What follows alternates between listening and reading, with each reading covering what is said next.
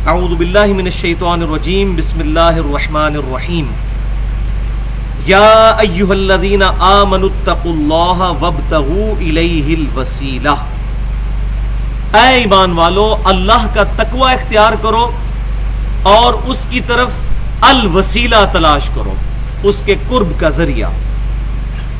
وجاہدوا فی سبیلہ لعلکم تفلحون، اور اس کی راہ میں جہاد کرو، کوشش کرو تاکہ تم کامیاب ہو سکو، فلاح پا سکو۔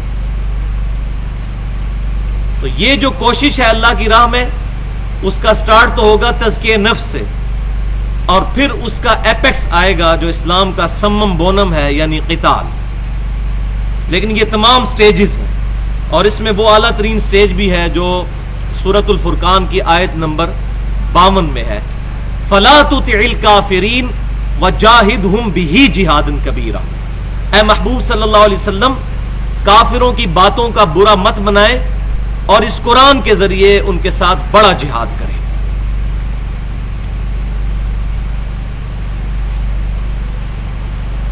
اس آیت کی تفصیل میں جانے سے پہلے دو ضروری اصطلاحات کو سمجھ لیجئے۔ اصطلاح نمبر 1 ہے الاستمداد، جس کو ہم استعانت بھی کہتے ہیں، عربی میں الاستمداد، یعنی کسی بھی ہستی کو مصیبت اور پریشانی میں اپنی دعا کی قبولیت کے لیے پکارنا، جو اسلام میں صرف اللہ تعالیٰ کے ساتھ خاص ہے، اور اس کا ذکر قرآن پاک میں جو ہم ہر نماز میں تلاوت کرتے ہیں، ایاک نعبد و ایاک نستعین، اے اللہ ہم صرف تیری عبادت کرتے ہیں اور غائب میں مدد کے لیے، دعا کے لیے صرف تجھی کو پکارتے ہیں۔ اور دوسری ٹرم ہے التوسل یا وسیلہ، عربی میں الوسیلہ بھی اس کو کہتے ہیں، التوسل بھی کہتے ہیں۔ عربی ڈکشنری کے مطابق کسی بھی ہستی کے قرب کو حاصل کرنے کے لیے جو کام کیا جاتا ہے اس کو التوسل یا الوسیلہ کہتے ہیں۔ اور شریعت کی اصطلاح کے اندر التوسل اور الوسیلہ وہ عمل ہوگا، ہر وہ کام جو ہمیں اپنے رب کے قریب کر دے گا، اس کو ہم کہیں گے التوسل اور الوسیلہ۔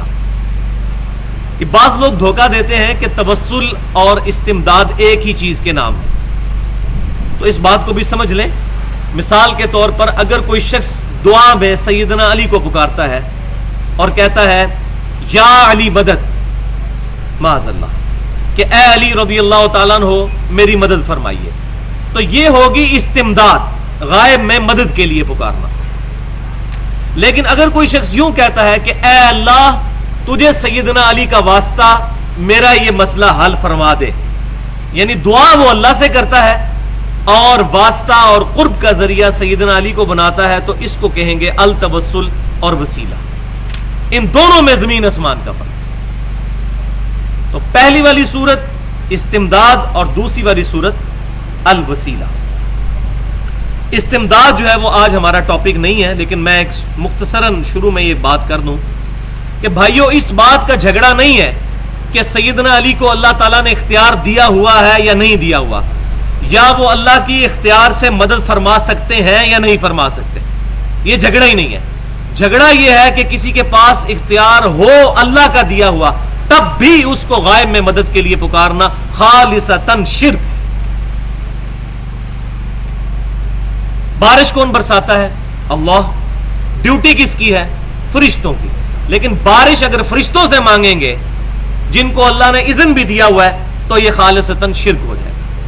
ہاں، اللہ سے دعا مانگے، اللہ تعالیٰ کسی فرشتے کو بھیجے، کسی ہوا کو بھیجے، بادلوں کو بھیجے، جن کو بھیجے، کسی بھی چیز کو بھیجے، دعا صرف اللہ ہی سے۔ اور اسی پہ میری وہ پوری گفتگو ہے 2.25 گھنٹے کی، اہل سنت پاک.com پر مسئلہ نمبر 3 کے نام سے رکھی ہوئی ہے، دعا صرف اللہ ہی سے۔ اس پہ میں نے ڈیٹیل کے ساتھ استمداد کے ایشو کو ریزالو کیا ہے، لیکن آج وہ ٹاپک نہیں ہے، اس لیے میں اس کو سکپ کروں گا۔ آج ہمارا جو ٹاپک ہے وہ ہے الوسیلہ کے اوپر۔ تو قرآن پاک میں الوسیلہ یا توسل کے ٹاپک پر سب سے اہم ترین آیات سورہ بنی اسرائیل کی آیت نمبر 56 اور 57 ہے۔ جو ہمارے پیج پہ یہ دوسرے نمبر پہ لکھی ہوئی ہیں. بسم اللہ الرحمن الرحیم.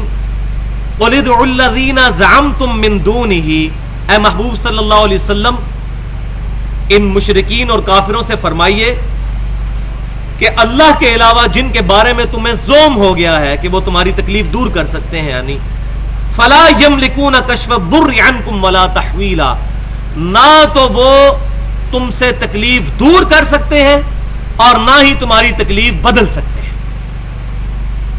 اولئک الذین یدعون یبتغون الی ربہم الوسیلہ، یہ لوگ جن کو پکار رہے ہیں اللہ کے علاوہ جن ہستیوں کو، وہ تو خود اپنے رب کے حضور وسیلہ تلاش کرتی ہیں.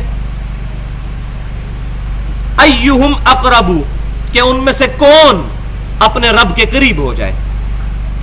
وَيَرْجُونَ رَحْمَتَهُ، اور وہ اس کی رحمت کے امیدوار بھی رہتے ہیں. وَيَخَافُونَ عَذَابَهُ، اور اس کے عذاب سے ڈرتے بھی رہتے ہیں. ان عذاب ربک کان محذورا، بے شک تیرے رب کا عذاب ڈرنے کی شے ہے. اس آیت میں اللہ تعالیٰ نے فرمایا کہ جن ہستیوں کو اللہ کے مقابلے پر من دونہ پکار رہے ہو مدد کے لیے، نہ وہ تکلیف دور کر سکتے ہیں نہ بدل سکتے ہیں، بلکہ وہ تو خود اللہ کے حضور الوسیلہ تلاش کر رہے ہیں. وہ الوسیلہ کیا ہے وہ آگے آ جائے گا انشاءاللہ تعالی.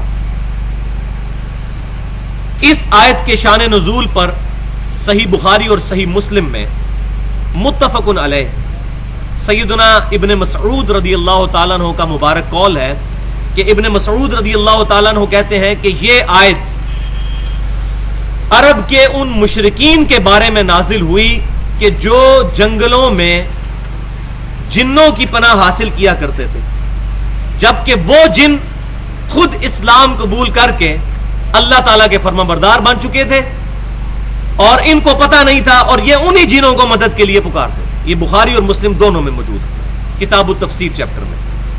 تو اللہ تعالیٰ نے فرمایا کہ جن کو تم پکار رہے ہو تو خود اللہ کے حضور مانگ رہے ہیں، اللہ کے حضور وسیلہ تلاش کر رہے ہیں، اور تم نے ان کو پکارنا شروع کر دیا ہے. لہذا اس آیت مبارک اور اس کی تفسیر جو بخاری اور مسلم سے میں نے بیان کی، اس سے 3 رزلٹ نکلتے ہیں.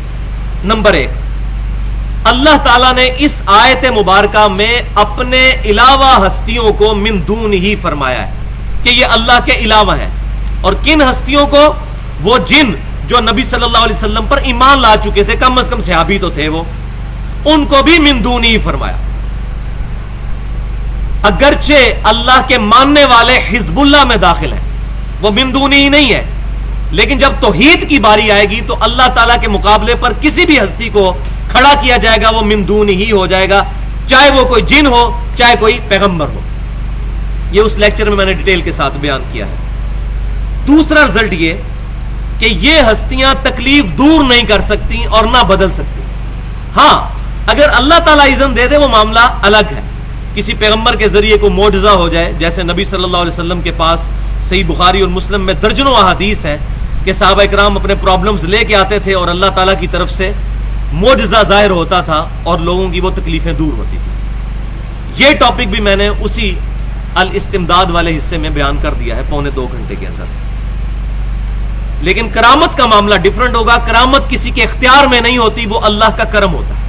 معجزہ بعض اوقات اللہ تعالیٰ پیغمبروں کو تفویض کر دیتا ہے، جیسا کہ داؤد علیہ السلام کے ہاتھوں پر لوہا نرم تھا، یہ اللہ نے ان کو تفویض کر دیا.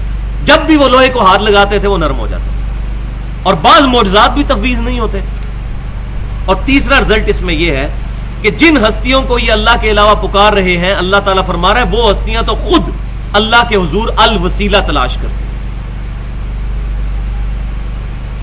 وہ الوسیلہ یا التوسل وہ کون سی چیزیں ہیں؟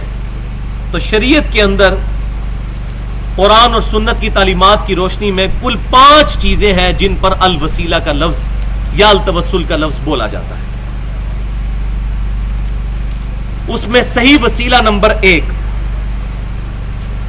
خالصتاً اللہ کی رضا کے لیے کیے ہوئے اعمال، ان کا وسیلہ اللہ کے حضور پیش کرنا، یہ صحیح وسیلہ ہے، صحیح توسل ہے. اس کا ذکر قرآن پاک میں موجود ہے. یہ آیت نمبر جو 3 ہے آپ کے پاس، سورۃ البقرہ آیت نمبر 153. بسم اللہ الرحمن الرحیم. یا ایھا الذین آمنوا استعینوا بالصبر والصلاۃ، اے ایمان والو صبر اور نماز کے ذریعے مدد چاہو، ان اللہ مع الصابرین، بے شک اللہ تعالیٰ صبر کرنے والوں کے ساتھ ہے۔ اس کا یہ مطلب نہیں ہے کہ المدد یا صبر یا المدد یا نماز کہو، نہیں، بالصبر والصلاۃ، صبر اور نماز کے ذریعے مدد چاہو، کس کی؟ اللہ، کیونکہ ساتھ یہ ہے ان اللہ مع الصابرین، جو صبر کرے گا اللہ تعالیٰ اس کے ساتھ ہو جائے گا، اس کی مدد فرمائے گا۔ اسی کانٹیکسٹ میں 3 احادیث انشاءاللہ تعالی ہم ڈسکس کریں گے۔ پہلی حدیث صحیح بخاری اور صحیح مسلم کی متفقون علیہ حدیث ہے، جو ہمارے بچپن میں کتابوں کے اندر بھی غار کا پتھر کے نام سے مشہور ایک کہانی ہوا کرتی تھی، کہ اگلی امتوں میں سے 3 لوگ سفر پر نکلے اور راستے میں ان کو ایک غار کے اندر پناہ لینا پڑی سفر کے دوران۔ بائی چانس اللہ کا کرنا یہ ہوا کہ اس پہاڑ کا جو غار تھا اس کے اوپر سے ایک پتھر گرا، اس سے غار کا منہ بند ہو گیا۔ اب وہ اندر پھنس گئے، موبائل فون تو ہے نہیں تھے کہ باہر فون کرتے اور کوئی کرین آ جاتی ہٹا دیتی۔ تو ان تینوں نے پھر آپس میں یہ مشورہ کیا کہ ہمیں اپنے نیک اعمال کا وسیلہ اللہ کے حضور پیش کرنا چاہیے تاکہ اللہ تعالیٰ اس پریشانی میں ہماری مدد فرمائے۔ تو پہلے شخص نے یہ اللہ کے حضور دعا کی کہ اے اللہ، تجھے یہ بات معلوم ہے کہ میں اس وقت تک اپنے بیوی بچوں کو دودھ نہیں پلاتا جب تک کہ اپنے بوڑھے ماں باپ کو نہ پلا لوں، اور ایک دن ایسا ہوا کہ میں اپنے گھر میں آیا تو میرے ماں باپ سو چکے تھے اور میں ان کے سرانے پوری رات دودھ کا پیالہ لے کر کھڑا رہا یہاں تک کہ صبح ہو گئی۔ اے اللہ، یہ عمل اگر خالصتاً میں نے تیری رضا کی خاطر کیا ہے اور تیری بارگاہ میں مقبول ہے تو میں اس عمل کا وسیلہ پیش کرتا ہوں، ہماری یہ مصیبت دور فرما۔ اس دعا کرنے سے تھوڑا سا پتھر سرک گیا، لیکن ابھی اتنی جگہ نہیں بنی تھی کہ وہ لوگ وہاں سے باہر نکل سکتے۔ پھر دوسرے شخص نے عرض کی کہ اے اللہ، تجھے پتا ہے کہ میری ایک چچا زاد بہن تھی جس سے میں بڑی محبت کرتا تھا، ظاہر ہے گندی محبت، شادی کے بغیر، اور میں اس سے منہ کالا کرنا چاہتا تھا، اس سے برائی کرنا چاہتا تھا، لیکن وہ میرے قابو نہیں آتی تھی۔ ایک دفعہ قحط پڑ گیا اور وہ مجبور ہوئی تو میں نے 120 دینار کے عوض اس کے ساتھ اس کی عزت کا سودا کیا، اور جب ہم الگ ہوئے تو وہ عورت کانپنے لگ پڑی۔ تو میں نے اس سے پوچھا کہ تو کیوں کانپتی ہے؟ تو وہ کہنے لگی کہ مجھے اللہ کا خوف آتا ہے۔ تو بس میں بھی پھر تیرے خوف سے پیچھے ہٹ گیا۔ اے اللہ، اگر یہ عمل خالصتاً میں نے تیری رضا کے لیے کیا ہے تو اے اللہ، اس عمل کا وسیلہ تیری بارگاہ میں پیش کرتا ہوں، اس پتھر کو ہٹا دے۔ پتھر تھوڑا سا اور سرک گیا، لیکن ابھی بھی اتنا نہیں سرکا تھا کہ وہاں سے وہ ہٹ سکیں۔ پھر تیسرے شخص نے عرض کی کہ اے اللہ، تجھے خوب معلوم ہے کہ میں نے ایک ملازم اپنے پاس رکھا تھا، چاول کے چند دانوں کے عوض، مزدوری کے عوض میں اس کو چاول دیا کرتا تھا۔ ایک دفعہ وہ مزدوری لیے بغیر وہاں سے چلا گیا اور اس کے جو چاول تھے ان کو میں نے بویا، اس سے بڑی فصل تیار ہوئی، اور پھر اس فصل سے مجھے اتنا منافع ہوا کہ میں نے اس سے بھیڑ بکریاں اور کافی اور چیزیں خریدی، اور وہ مویشی بڑھتے ہی چلے گئے۔ پھر کافی عرصے بعد جب وہ میرے پاس واپس آیا تو میں نے وہ تمام بھیڑ بکریاں اور تمام چیزیں اس کے حوالے کر دی کہ یہ تیرے معاوضے سے جو چاول تھے ان سے مجھے یہ سارا نفع ہوا۔ اے اللہ، اگر یہ عمل میں نے خالصتاً تیری رضا کے لیے کیا تو اس کی برکت سے اس پتھر کو ہٹا دے۔ پھر وہ پتھر مزید ہٹا اور ان کے لیے راستہ بن گیا۔ یہ صحیح بخاری اور صحیح مسلم کی متفقن علیہ حدیث ہے، جس سے یہ بات پتہ چلی کہ نیک اعمال کا وسیلہ اللہ کے حضور پیش کرتے رہنا چاہیے، جو خالصتاً اللہ کے لیے کیے ہوں، ریاکاری کے لیے نہیں۔ دوسری حدیث صحیح بخاری میں کتاب الرقاق چیپٹر میں انٹرنیشنل نمبرنگ کے مطابق، چونکہ یہ امپورٹنٹ احادیث جو ہوں گی میں ان کے انٹرنیشنل نمبرنگ بھی بتاؤں گا، 6502 نمبر حدیث، یہ بڑی مشہور حدیث ہے اور اس کو مس یوز بھی کیا جاتا ہے۔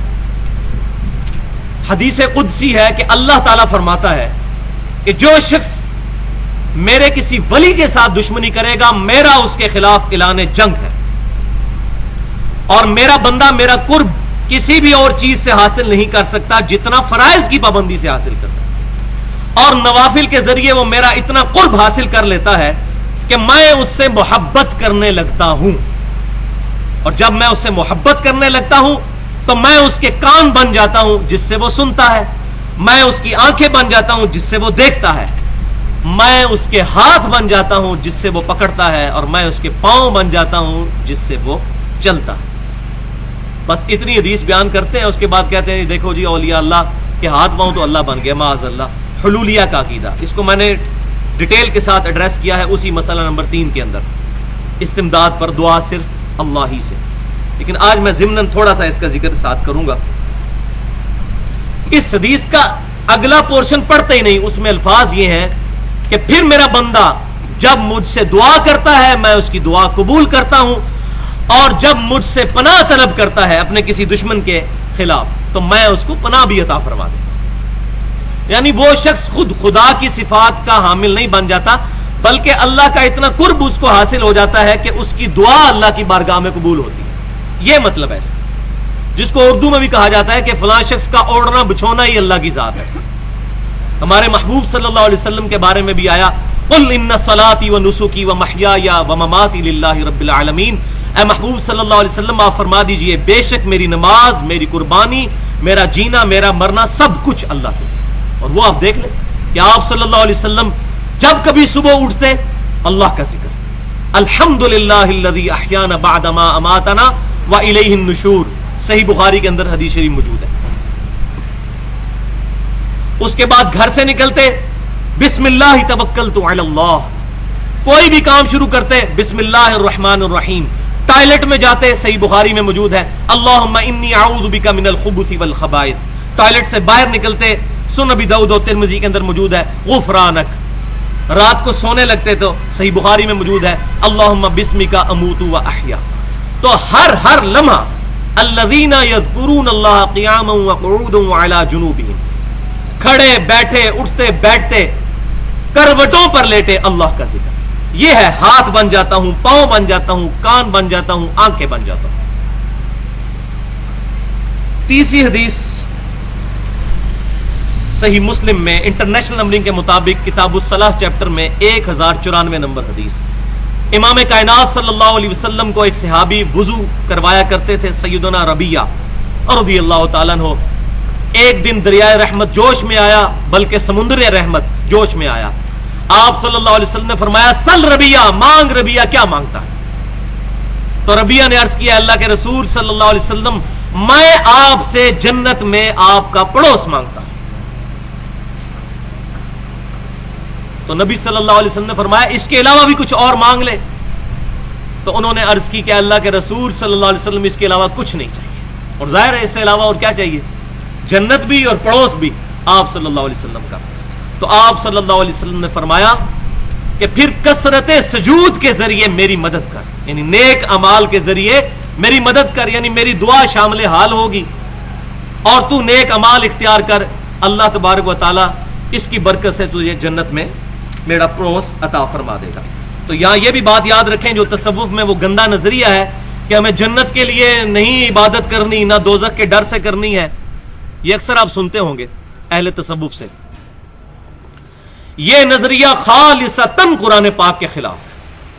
اور ایک مشہور واقعہ ہے جی، مائی رابعہ بصریہ، اب وہ فوت ہو چکی ہیں، اپنے مال اپنے ساتھ دے گی، ہمیں نہیں پتا کہ یہ واقعہ صحیح بھی ان کی طرف منسوب ہے یا نہیں، بہرحال جو لوگ کہہ رہے ہیں وہ تو تذکرۃ الاولیاء کے اندر شیخ فرید الدین عطار نے یہ واقعہ لکھا ہے کہ ایک دن وہ ایک ہاتھ میں جو ہے وہ آگ لے کر چلیں اور دوسرے ہاتھ میں پانی، اور کہنے لگیں کہ میں اس آگ سے جنت کو آگ لگانا چاہتی ہوں اور پانی سے دوزخ کو بجھانا چاہتی ہوں، تاکہ لوگ جنت اور دوزخ کی وجہ سے نہیں بلکہ اللہ کی وجہ سے اللہ کی عبادت کریں، وَلِعَاذُ بِاللَّهِ تَعَالَى۔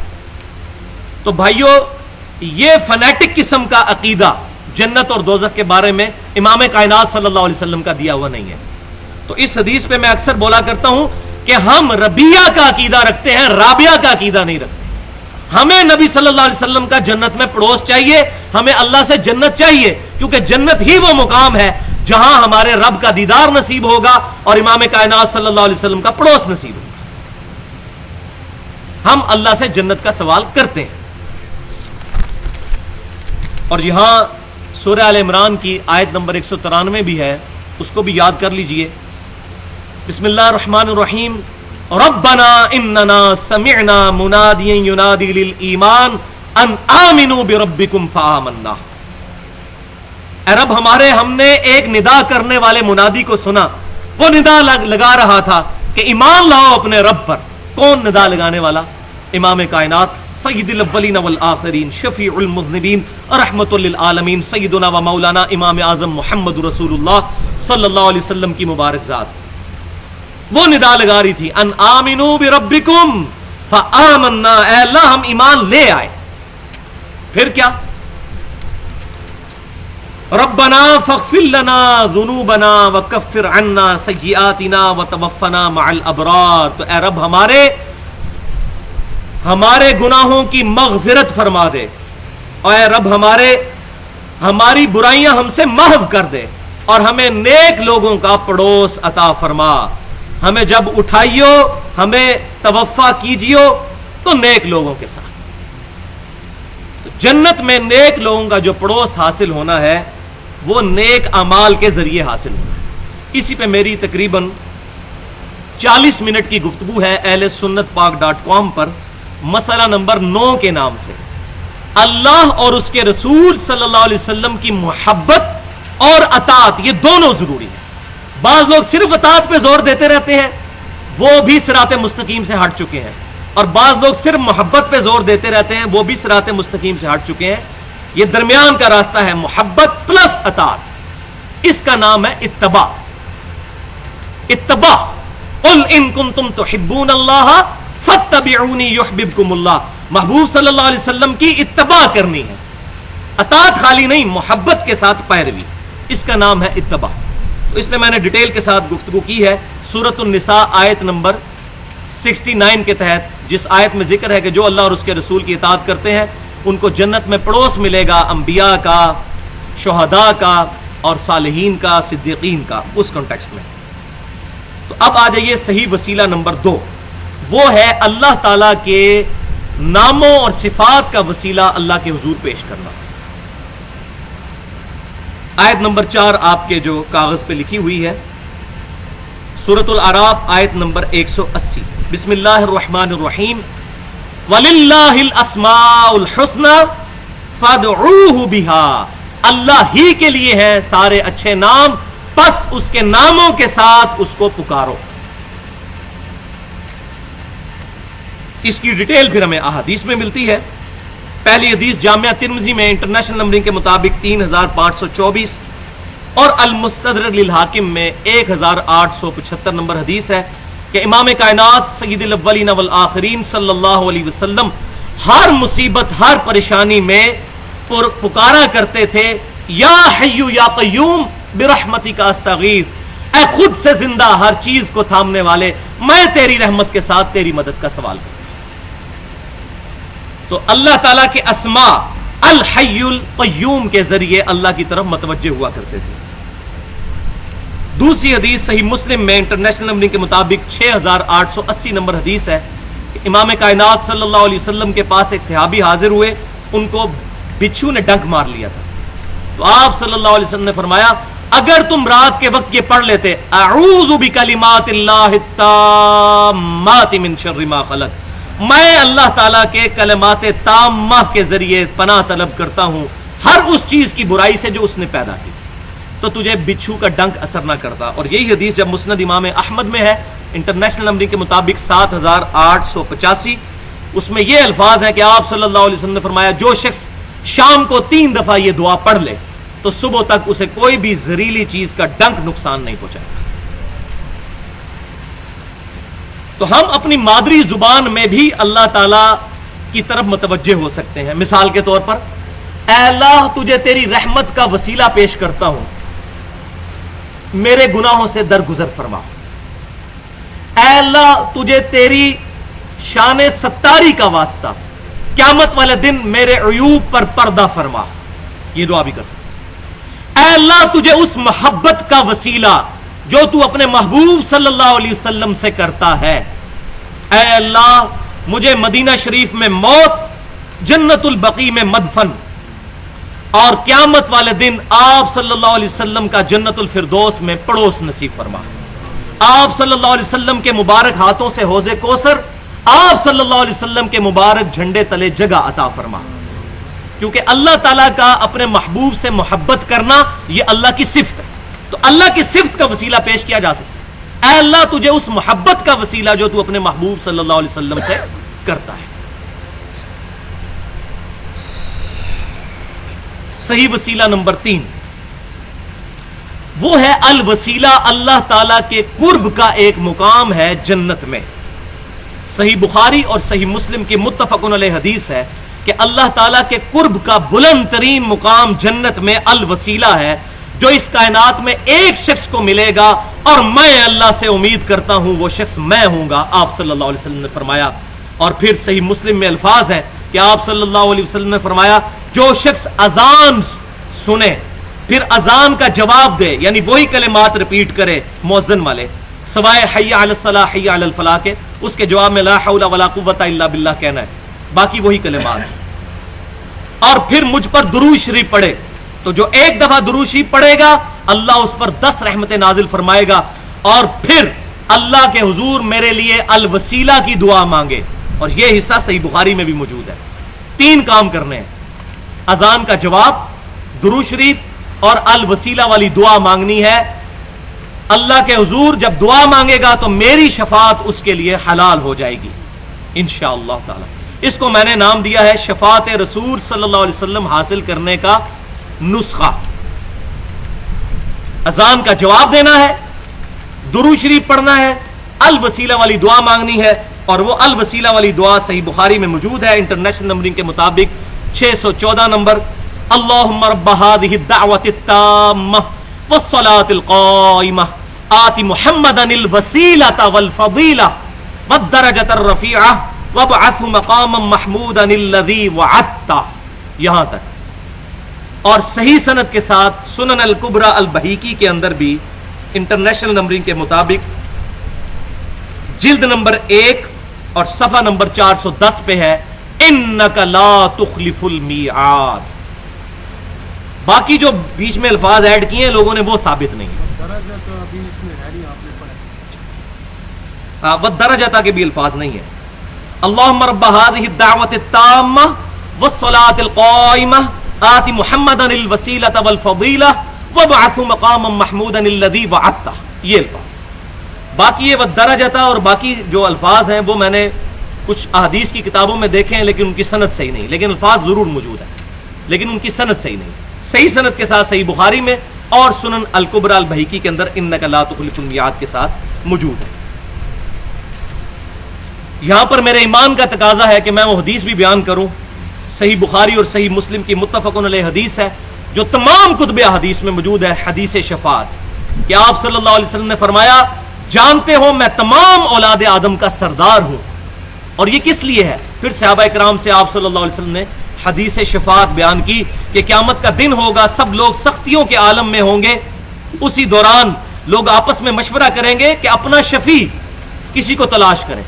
تو سب کے سب لوگ جمع ہو کر سیدنا آدم علیہ السلام کے پاس جائیں گے اور کہیں گے کہ اے آدم علیہ السلام، اللہ تعالیٰ نے آپ کو اپنی قدرت کے ہاتھوں کے ساتھ جو اللہ تعالیٰ کی شان کے لائق ہے پیدا فرمایا، اور آپ پہلے انسان ہیں اس روئے ارض پہ، آپ اللہ کے حضور ہماری سفارش کریں.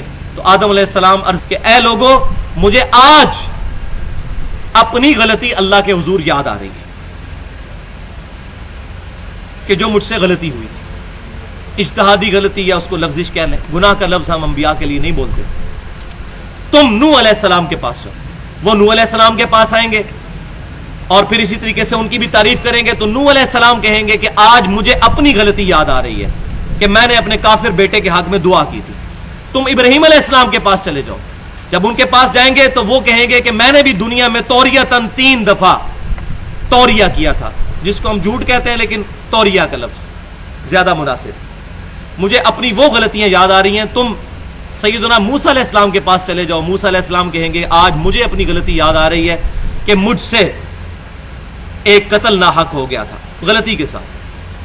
تم عیسیٰ بن مریم کے پاس چلے جاؤ. عیسیٰ بن مریم کے پاس جب لوگ جائیں گے علیہم السلام تو وہ کہیں گے آج ایک شخص ہے جس کے ہاتھ پر شفاعت کا دروازہ کھلے گا، تم محمد صلی اللہ علیہ وسلم کے پاس چلے جاؤ.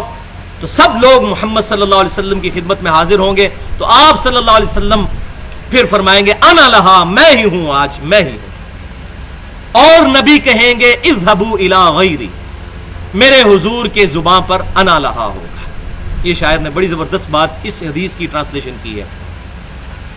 احمد بریلوی صاحب کا بھی ایک شعر ہے، وہ جہنم میں گرا ان سے جو مستغنا ہوا، ہے خلیل اللہ کو حاجت رسول اللہ کی.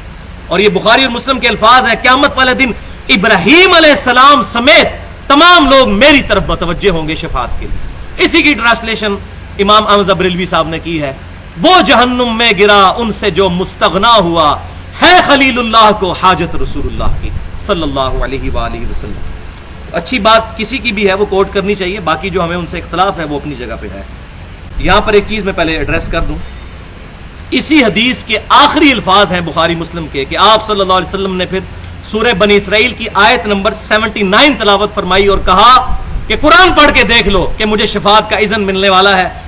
عَسَىٰ أَن يَبْعَثَكَ رَبُّكَ مَقَامًا مَحْمُودًا، اے محبوب صلی اللہ علیہ وسلم قریب ہے کہ ہم آپ کو اس مقام پر فائز کریں گے جہاں آپ محمود ہوں گے، لوگوں کے تمام لوگ آپ کی حمد کریں گے، آپ کی تعریف بیان کریں گے. مقام محمود ایسا مقام جہاں نبی صلی اللہ علیہ وسلم کی حمد کی جائے گی. محمود جس کی حمد کی گئی، لوگ تعریف کریں گے، وہ مقام محمود آپ صلی اللہ علیہ وسلم کو ملے گا.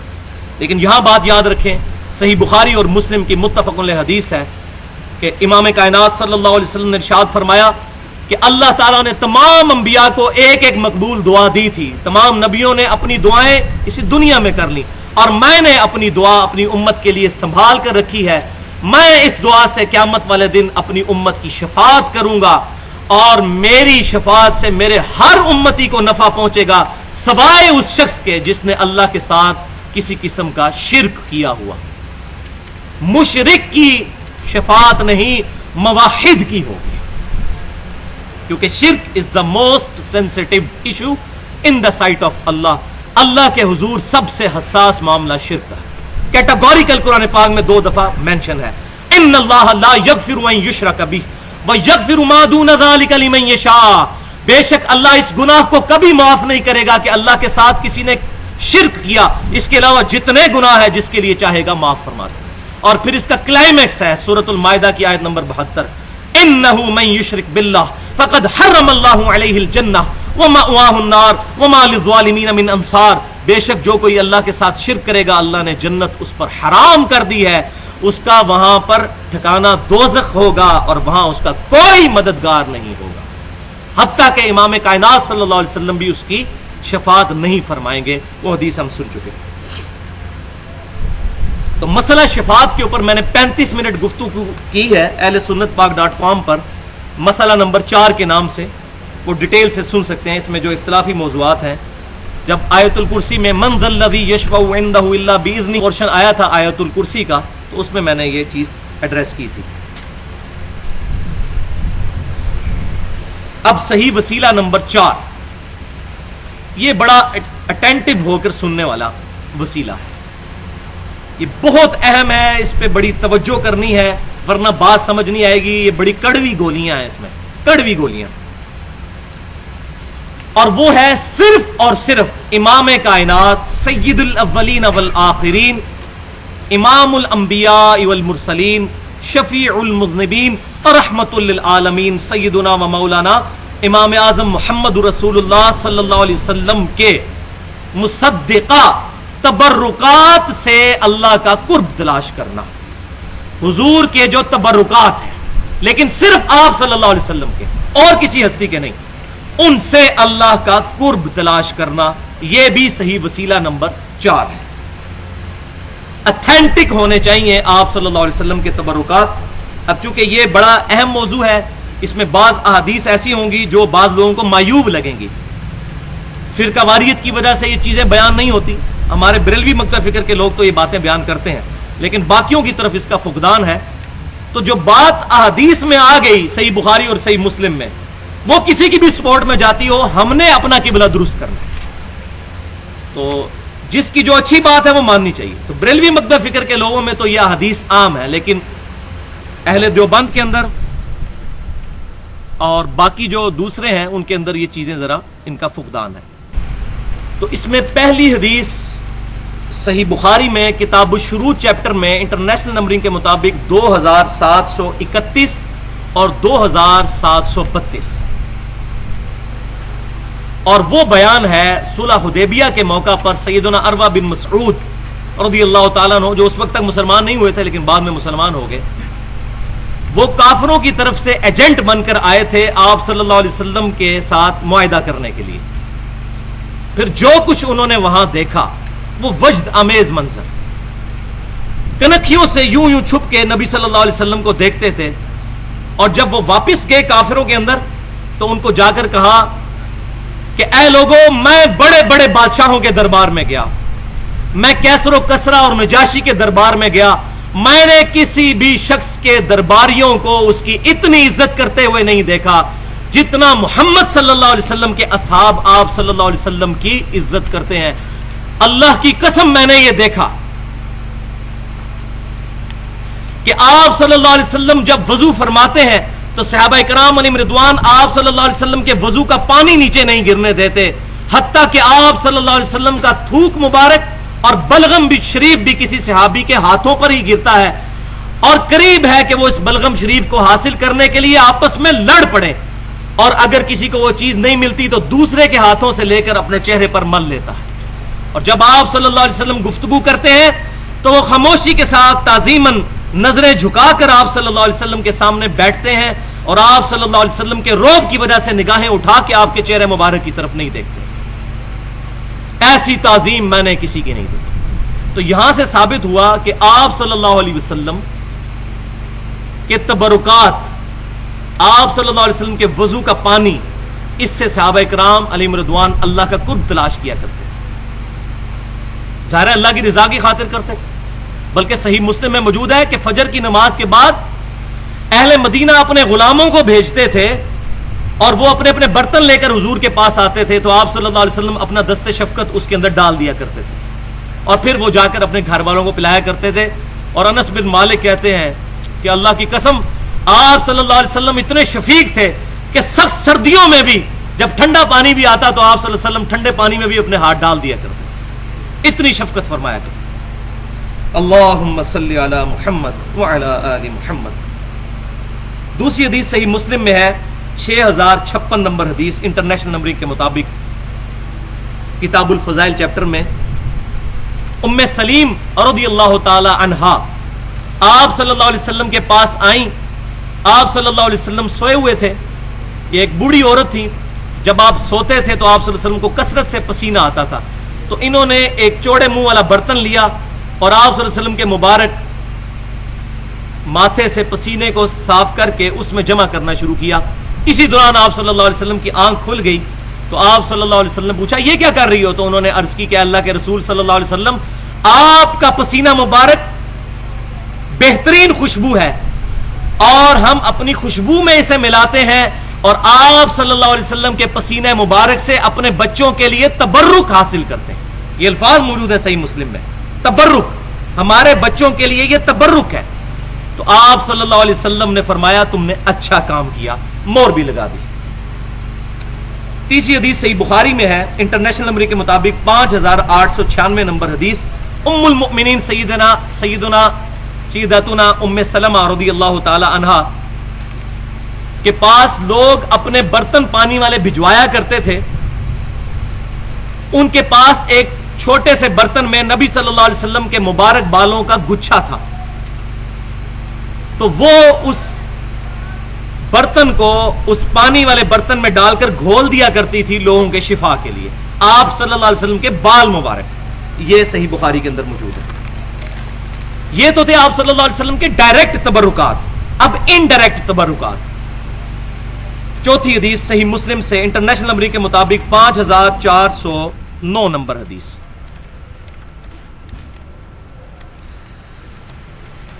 اسماء بنت ابی بکر رضی اللہ تعالی عنہا جو سیدہ عائشہ کی بہن تھی، انہوں نے نبی صلی اللہ علیہ وسلم کا ایک کرتا نکالا اور پھر فرمایا کہ یہ کرتا سیدہ عائشہ کے پاس تھا، ان کی وفات کے بعد میں نے لے لیا. آپ صلی اللہ علیہ وسلم اس کو پہنا کرتے تھے اور اس پر گوٹ بھی لگی ہوئی تھی، یعنی کڑھائی بھی ہوئی تھی، دامن کے اوپر بھی اور چاک وغیرہ کے اوپر بھی کڑھائی بھی ہوئی تھی. آپ صلی اللہ علیہ وسلم اس کو پہنا کرتے تھے اور ہم اس کا دھون مریضوں کو شفا کے طور پر پلاتے ہیں، یعنی اس پانی میں اس کو ڈال کر کرتے کو، اس مبارک کرتے سے جو ہے وہ تبرک حاصل کرتے ہیں. الحمدللہ، کاش ہمیں بھی آپ صلی اللہ علیہ وسلم کے اتھینٹک تبرکات مل جائیں تو ہمارے لیے بھی سعادت ہو. لیکن آج کل لوگوں نے کمائی کے لیے اکثر جعلی قسم کے تبرکات بنائے ہوئے ہیں. لیکن اگر کوئی تبرک لے آئے تو ہم نہ اس کی نفی کرتے ہیں نہ تصدیق کرتے ہیں، کیونکہ اگر صحیح ہوئے تو پھر ہم گناہگار ہوں گے. تو نہ تصدیق کریں اور نہ اس کی تردید کریں. 5ویں حدیث صحیح بخاری میں پورا ایک چیپٹر ہے، پورا چیپٹر کتاب الصلاۃ چیپٹر میں انٹرنیشنل نمبرنگ کے مطابق 10 حدیثیں ہیں، 483 نمبر سے لے کر 492 نمبر تک.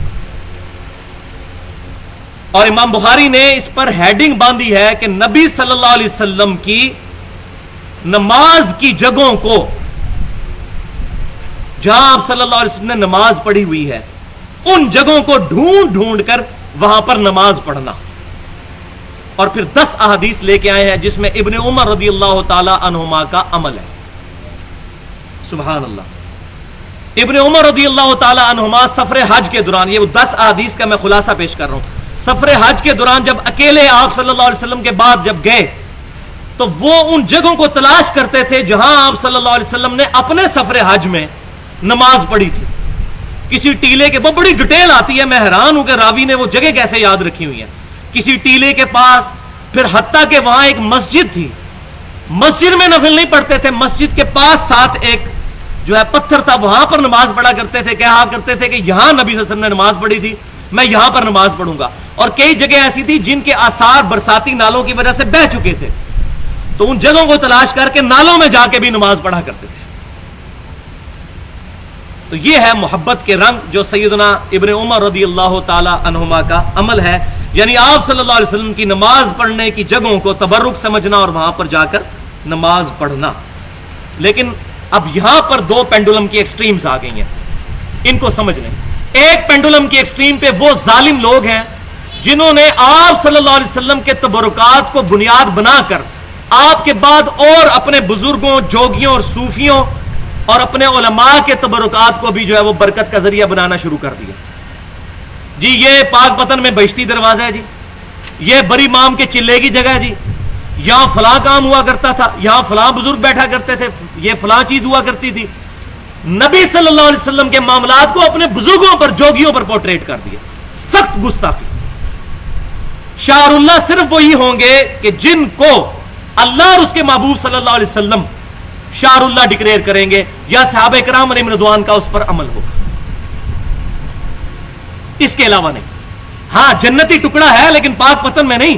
وہ صحیح بخاری اور مسلم کی متفق علیہ حدیث ہے کہ میرے گھر سے لے کر میرے ممبر تک ریاض الجنہ ہے، جنت کے ٹکڑوں میں سے ایک ٹکڑا. اور امام بخاری نے اس پہ باب باندھا ہے کہ نبی صلی اللہ علیہ وسلم کی قبر مبارک سے لے کے آپ صلی اللہ علیہ وسلم کے ممبر تک جنت کا ٹکڑا ہے. قبر کا لفظ لکھا ہے امام بخاری نے، کیونکہ آپ صلی اللہ علیہ وسلم کی قبر مبارک اور سیدنا ابو بکر و عمر رضی اللہ تعالیٰ عنہما کی قبریں آج اس جنتی ٹکڑے میں، اس لیے امام بخاری نے قبر کی ہیڈنگ بنائی ہے، قبر سے لے کر ممبر تک. تو یہ ہے ایک ایکسٹریم کہ ان چیزوں کے ساتھ ساتھ اپنے بزرگوں کی چیزوں کو جو ہے وہ بھی شعر اللہ ڈکلیئر کر کے ان کا احترام کرنا شروع کر دینا. اور دوسری طرف وہ ایکسٹریم ہے جو امام ابن تیمیہ المتوفا 728 ہجری اور ان کے چند فالورز نے، میں تمام اہل حدیث کی بات نہیں کر رہا، ان کے چند فنیٹک قسم کے جو مقلدین ہیں انہوں نے گستاخانہ رویہ اختیار کیا اور معاذ اللہ سیدنا ابن عمر رضی اللہ تعالیٰ عنہ کے اس عمل کو بدعت قرار دیا. اللہ تعالیٰ ان کی اس غلطی کو معاف کرے. بہت بڑی گستاخی ہے. میں حوالہ پیش کر دیتا ہوں. یہاں ایک بات یاد رکھیں، یہ کوئی بدعت نہیں ہے، یہ ابن عمر رضی اللہ تعالیٰ عنہما کا عمل عین قرآن کے مطابق ہے. سورۃ الحج آیت نمبر 32، آپ کی آیت نمبر 8 دیکھ لیں. وَمَن يُعَظِّمْ شَعَائِرَ اللَّهِ، جو کوئی تعظیم کرے گا اللہ کے مقامات کی، شعر اللہ کی. صفا مروہ بھی شعر اللہ، خانہ کعبہ بھی شعر اللہ، مصحف شریف بھی شعر اللہ، نبی صلی اللہ علیہ وسلم کی جگہیں بھی شعر اللہ، غار ہرا بھی شعر اللہ، غار سور بھی شعر اللہ, یہ تمام شعر اللہ ہے. فَإِنَّهَا مِن تَقْوَى الْقُلُوبِ, تو بے شک یہ دلوں کے تقوی میں سے. متقی شخص شعر اللہ کی عزت کرے. تو ابن عمر سے بڑھ کر کون متقی ہوگا؟ بخاری اور مسلم کی متفق علیہ حدیث ہے, عبداللہ بن عمر رجل صالح, عبداللہ بن عمر نیک مرد ہے. نبی صلی اللہ علیہ وسلم کی مہر ہے عبداللہ بن عمر پر رضی اللہ تعالی عنہما. تو امام نے تیمیہ نے یہ جو نظریہ بغیم بینہ ان کی وجہ سے اڈاپٹ کیا, زدم زدہ, جب اس طرف لوگ صوفیوں کی ایکسٹریم میں گئے, ان کو غصہ آیا, وہ دوسری ایکسٹریم پہ چلے گئے اور اپنا نقصان کیا. اللہ تعالیٰ ان کو معاف کرے. ان کی کتاب ہے اقتداء صراط مستقیم, مشہور کتاب ہے جو ان سے ثابت ہے, اور پاکستان میں جو دارالسلام والے ہیں پوری دنیا میں یہ کتاب چھاپ رہے ہیں, اردو ترجمے کے ساتھ, اہل حدیث کے ترجمے کے ساتھ چھپ چکی ہے. اور مکتبۃ الشاملہ میں 390 نمبر صفحہ ہے جس پر انہوں نے لکھا ہے, یہ اب ان کے الفاظ میں پڑھ کے سنانے لگا ہوں, کہ اگر نبی صلی اللہ علیہ وسلم کی نماز کی جگہوں پر نماز پڑھنا کوئی نیکی کا کام ہوتا یا اچھائی کا کام ہوتا, مستحب کا لفظ انہوں نے استعمال کیا ہے, کہ یہ کوئی اچھائی کا کام ہوتا تو خلفائے راشدین بھی کر لیتے. پھر وہ کہتے ہیں کہ خلفائے راشدین سے یہ ثابت نہیں, یہ سیدنا ابن عمر رضی اللہ تعالیٰ عنہما سے ثابت ہے, جبکہ نبی صلی اللہ علیہ وسلم نے ہمیں حکم فرمایا کہ علیکم بسنتی و سنت الخلفاء راشدین المہدیین, کہ تم پر میری اور میرے خلفائے راشدین کی سنت لازم ہے. اور ساتھ انہوں نے وہ حدیث بھی, یہ پوری حدیث بیان کی کہ نبی صلی اللہ علیہ وسلم نے فرمایا میرے بعد عنقریب تم اختلاف دیکھو گے اور دین میں نئی نئی چیزیں داخل ہوں گی, بدعات داخل ہوں گی, اس وقت میری اور خلفائے راشدین کی سنت کو لازم پکڑ لینا. اور پھر ساتھ لکھتے ہیں کہ یہ خلفائے راشدین نے نہیں کیا بلکہ ابن عمر نے یہ بدعت کی ہے. وَلِعَوْذُ بِاللَّهِ تعالی. میں چیلنج کرتا ہوں کہ امام نے تیمیہ سے پہلے 700 سال میں کسی محدث, کسی صحابی, کسی تابعی نے ابن عمر کے اس عمل کو بدعت کہا ہو. امام بخاری ایڈنگ بنا رہے ہیں اور انہوں نے بدعت کہہ دیا. وَلِعَوْذُ بِاللَّهِ تعالی. تو توحید کے نشے میں, توہین میں نہیں چلے جانا چاہیے.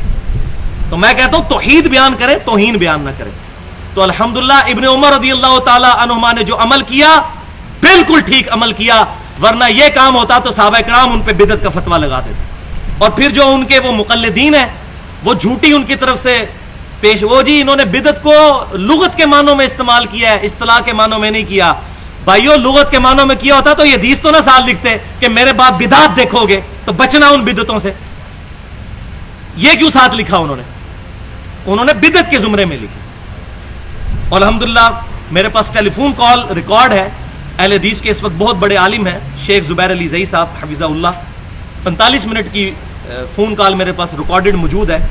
اس میں جب میں نے ان کو یہ حوالہ پیش کیا, پہلے تو ان کو یقین نہیں آیا, لیکن انہوں نے جب دیکھا تو انہوں نے کہا یہ امام نے تیمیہ کا ذاتی عقیدہ ہے, ہم اس سے بری ہیں, ہم ان کی اس معاملے میں تائید نہیں کرتے, ہم کتاب و سنت اور صحابہ کرام سلف کے منہج کے اوپر ہیں, ہم ان چیزوں کو بدعت نہیں کرتے بلکہ ان کو شعر اللہ سمجھتے ہیں. الحمدللہ.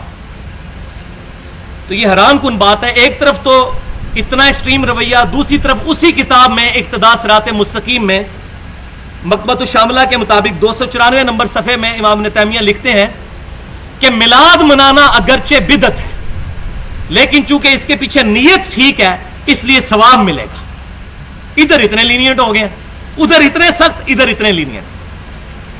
تو یہ ہے جو اللہ تعالیٰ نے فرمایا لا تغلو فی دینکم, غلو نہ کرو, تو دونوں طرف غلو کر گئے. ادھر نبی صلی اللہ علیہ وسلم کیا فرما رہے ہیں صحیح مسلم میں اور سنن نسائی میں, کل بدعۃ ضلالۃ وکل ضلالۃ فی النار, تمام بدعتیں گمراہیاں ہیں اور گمراہیاں دوزخ میں لے جانے والی ہیں, اور یہ کہہ رہے ہیں ثواب ملے گا. تو بھائی تمام بدعتیں جو جاری کی جاتی ہیں وہ ثواب کی نیت سے کی جاتی ہیں, اس نے نیت تو پیچھے ہوتا ہے. اہل تشیع بھائی جو کرتے ہیں ان کے پیچھے جو ماتم کی جو ہے پوائنٹ آف ویو, وہ محبت میں ہی کر رہے ہوتے ہیں, گناہ کھٹنے کے لیے تو نہیں کر رہے ہوتے. تو یہ بات نہیں ہے. حسن نیت جو بھی ہو, جو عمل بھی بدعت ہوگا, ٹھیک, میں نہیں اس کو بدعت سمجھتا. میلاد والا میرا لادہ سے لیکچر ریکارڈ ہے, میں نے اس پہ جو درمیان کا موقف ہے وہ بیان کیا ہے. اہل سنت پاک.com پہ 2 گھنٹے کی گفتگو ہے 12 ربیع الاول کے اوپر, ولادت مصطفیٰ اور رسول اللہ کی آخری وصیتیں صلی اللہ علیہ وسلم. تو لہٰذا یہاں میں خصوصاً اہل حدیث بھائی جو کچھ بیٹھے ہوئے ہیں ادھر, ان کے لیے بھی بیان کر دوں کہ یہ میرا صرف ذاتی نظریہ نہیں ہے. اہل حدیث میں سب سے زیادہ جو کتابیں لکھنے والے عالم ہیں عبد الرحمن کیلانی رحمۃ اللہ علیہ, انہوں نے کتاب لکھی ہے عذاب برزخ اور اعادہ روح. اس میں امام ابن تیمیہ کے جو عقائد ہیں ان کی غلطیاں پوائنٹ آؤٹ کر کے، جو وہ سماع موتا کے عقیدے کو مانتے تھے اس پر رد کر کے انہوں نے لکھا ہے کہ امام ابن تیمیہ اور امام ابن قیم یہ صوفیاء کے طبقے میں سے، یہاں تک لکھ دیا عبد الرحمن کیلانی صاحب نے. تو انہوں نے جب وہ چیزیں پڑھی، باقی کافی ساری چیزیں، تو انہوں نے رد کر دیا. الحمدللہ یہ میری اکیلے کا رد نہیں ہے، علمی رد کسی پر بھی ہو سکتا ہے. اب آخری وسیلہ نمبر 5 وہ ہے دنیاوی زندگی میں موجود کسی نیک آدمی سے جا کر دعا کروانا. یہ بھی صحیح وسیلہ ہے. اس کا ذکر قرآن پاک میں موجود ہے، پرٹیکولر نبی صلی اللہ علیہ وسلم کے بارے میں. سورۃ النساء آیت نمبر 64 اور 65. آپ کے پاس آیت نمبر 9 لکھی ہوئی ہے. بسم اللہ الرحمن الرحیم. اس کا کانٹیکسٹ سمجھ لیں. یہ پیچھے سے آیات چل رہی ہیں کہ منافقین جو ہیں اپنے فیصلے طاغوت کے پاس لے کے جاتے تھے فیصلہ کروانے کے لیے. اوپر سے مسلمان تھے، اندر سے منافق تھے. تو یہ لٹمس ٹیسٹ تھا کہ نبی صلی اللہ علیہ وسلم کے پاس کیوں نہیں آتے، کیونکہ منافق کو تو نبی کی ذات سے چڑ ہو جاتی ہے. اس میں میں نے ڈیٹیل کے ساتھ گفتگو بھی کی ہے. تو وہ اپنے فیصلے جا کے یہودیوں سے اور باقی لوگوں سے جا کے کرواتے تھے. تو اللہ تعالیٰ نے ان کا رد فرماتے ہوئے یہ آیات نازل کی، جس کی آیت نمبر 64 میں آیا ہے بسم اللہ الرحمن الرحیم. وما ارسلنا من رسول الا لیطاع باذن اللہ. اور ہم نے کوئی رسول بھی نہیں بھیجا مگر یہ کہ اس کی اطاعت کی جائے گی اللہ کے اذن کے ساتھ. اللہ نے اذن دیا ہے کہ اس کی اطاعت کی جائے. من یطیع الرسول فقد اطاع اللہ. جس نے رسول اللہ کی اطاعت کی اس نے اللہ کی اطاعت کی. ولو انہم اذ ظلموا انفسہم. جب ان منافقین نے یہ ظلم کر لیا تھا اپنی جانوں پر، یہ گناہ کھٹ لیا تھا انہوں نے کہ اپنا فیصلہ طاغوت سے جا کے کروایا، تو ان کو کیا چاہیے تھا کہ جب انہوں نے گناہ کر لیا جاؤکا، اے محبوب صلی اللہ علیہ وسلم آپ کے پاس حاضر ہوتے، فاستغفروا اللہ واستغفر لهم الرسول، پھر اللہ سے جا کر معافی مانگتے اور رسول اللہ بھی ان کے لیے دعا کرتے مغفرت کی. لوجد اللہ تواب الرحیمہ، تو اللہ تعالیٰ کو بھی توبہ قبول کرنے والا اور رحم فرمانے والا پا لیتے حضور صلی اللہ علیہ وسلم کی دعا کرنے کی برکت سے. حضور سے جا کے دعا کرواتے. ان منافقین کو یہ چاہیے تھا. فلا وربک، اے محبوب مجھے تیرے رب ہونے کی قسم، تیرے رب ہونے کی قسم. کیا محبت کا انداز ہے. مجھے تیرے رب ہونے کی قسم. لا یؤمنون، یہ کبھی ایمان والے نہیں ہو سکتے، حتی یحکموک فیما شجر بینہم، جب تک کہ اپنے اختلافی مسائل میں آپ کو حاکم نہ مان لیں. ثم لا یجدوا فی انفسہم حرجا، اور آپ جب فیصلہ فرما دیں تو دل میں بھی اس کے خلاف کوئی حرج نہ پائیں. اللہ اکبر کبیر. بھائی جی محبت کی بات ہے. یہ محبت جب اللہ نے کی ہے تو آپ دیکھ لیں کہ کیسی محبت ہے کہ اوپر سے فیصلہ نہیں ماننا، اندر سے بھی کنوکشن والا فیصلہ. حرجم مما قضیت، جو آپ فیصلہ فرما دیں دل میں بھی حرج نہ محسوس کریں. وَيُسَلِّمُوا تسلیما، اور سر تسلیم خم کر دیں آپ کے فیصلے کے سامنے، تب یہ مومن ہوں گے. تو یہ پورا کانٹیکسٹ چل رہا ہے منافقین کے بارے میں. اس آیت کے تحت نبی صلی اللہ علیہ وسلم سے جا کر دعا کروانا یہ صحیح وسیلہ نمبر 5 ہے، جس کو وسیلہ شخصی بھی کہتے ہیں. اسی آیت کے کانٹیکسٹ میں 3 احادیث. پہلی حدیث صحیح بخاری اور صحیح مسلم کی متفق علیہ حدیث اور کافی احادیث کی کتابوں میں موجود ہے کہ نبی صلی اللہ علیہ وسلم کے مبارک زمانے میں جب قحط پڑ جاتا، ایک دفعہ قحط پڑا، کئی ایک واقعات ہیں. قحط پڑا تو ایک صحابی رضی اللہ تعالیٰ عنہ نبی صلی اللہ علیہ وسلم کے جمعے کے خطبے کے دوران کھڑے ہوئے اور عرض کیا اللہ کے رسول صلی اللہ علیہ وسلم ہم پیاس سے ہلاک ہو رہے ہیں، ہمارے مویشی ہلاک ہو رہے ہیں، آپ اللہ کے حضور دعا کیجیے. تو آپ صلی اللہ علیہ وسلم نے دعا کرنی شروع کی. صحابہ اکرام علیہم رضوان کہتے ہیں کہ آپ صلی اللہ علیہ وسلم جب ممبر شریف سے اترے تو آپ صلی اللہ علیہ وسلم کی داڑھی شریف سے بھی بارش کے قطرے ٹپک رہے تھے.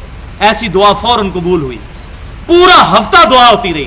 اگلے جمعے میں وہی شخص دوبارہ کھڑا ہو گیا، یا رسول اللہ صلی اللہ علیہ وسلم بارش اتنی زیادہ ہو رہی ہے کہ ہمیں خطرہ ہے کہ ہمارے مکان گر جائیں گے، آپ اللہ کے حضور دعا کریں کہ بارش رک جائے، صرف ہماری زمینوں پر ہو، گھروں پر نہ ہو. تو آپ صلی اللہ علیہ وسلم نے پھر دعا کے لیے ہاتھ اٹھائے اور صحابہ کہتے ہیں آپ صلی اللہ علیہ وسلم انگلی سے اشارہ فرماتے جاتے اور بادل پھٹتے جاتے. اللہ اکبر کبیرہ.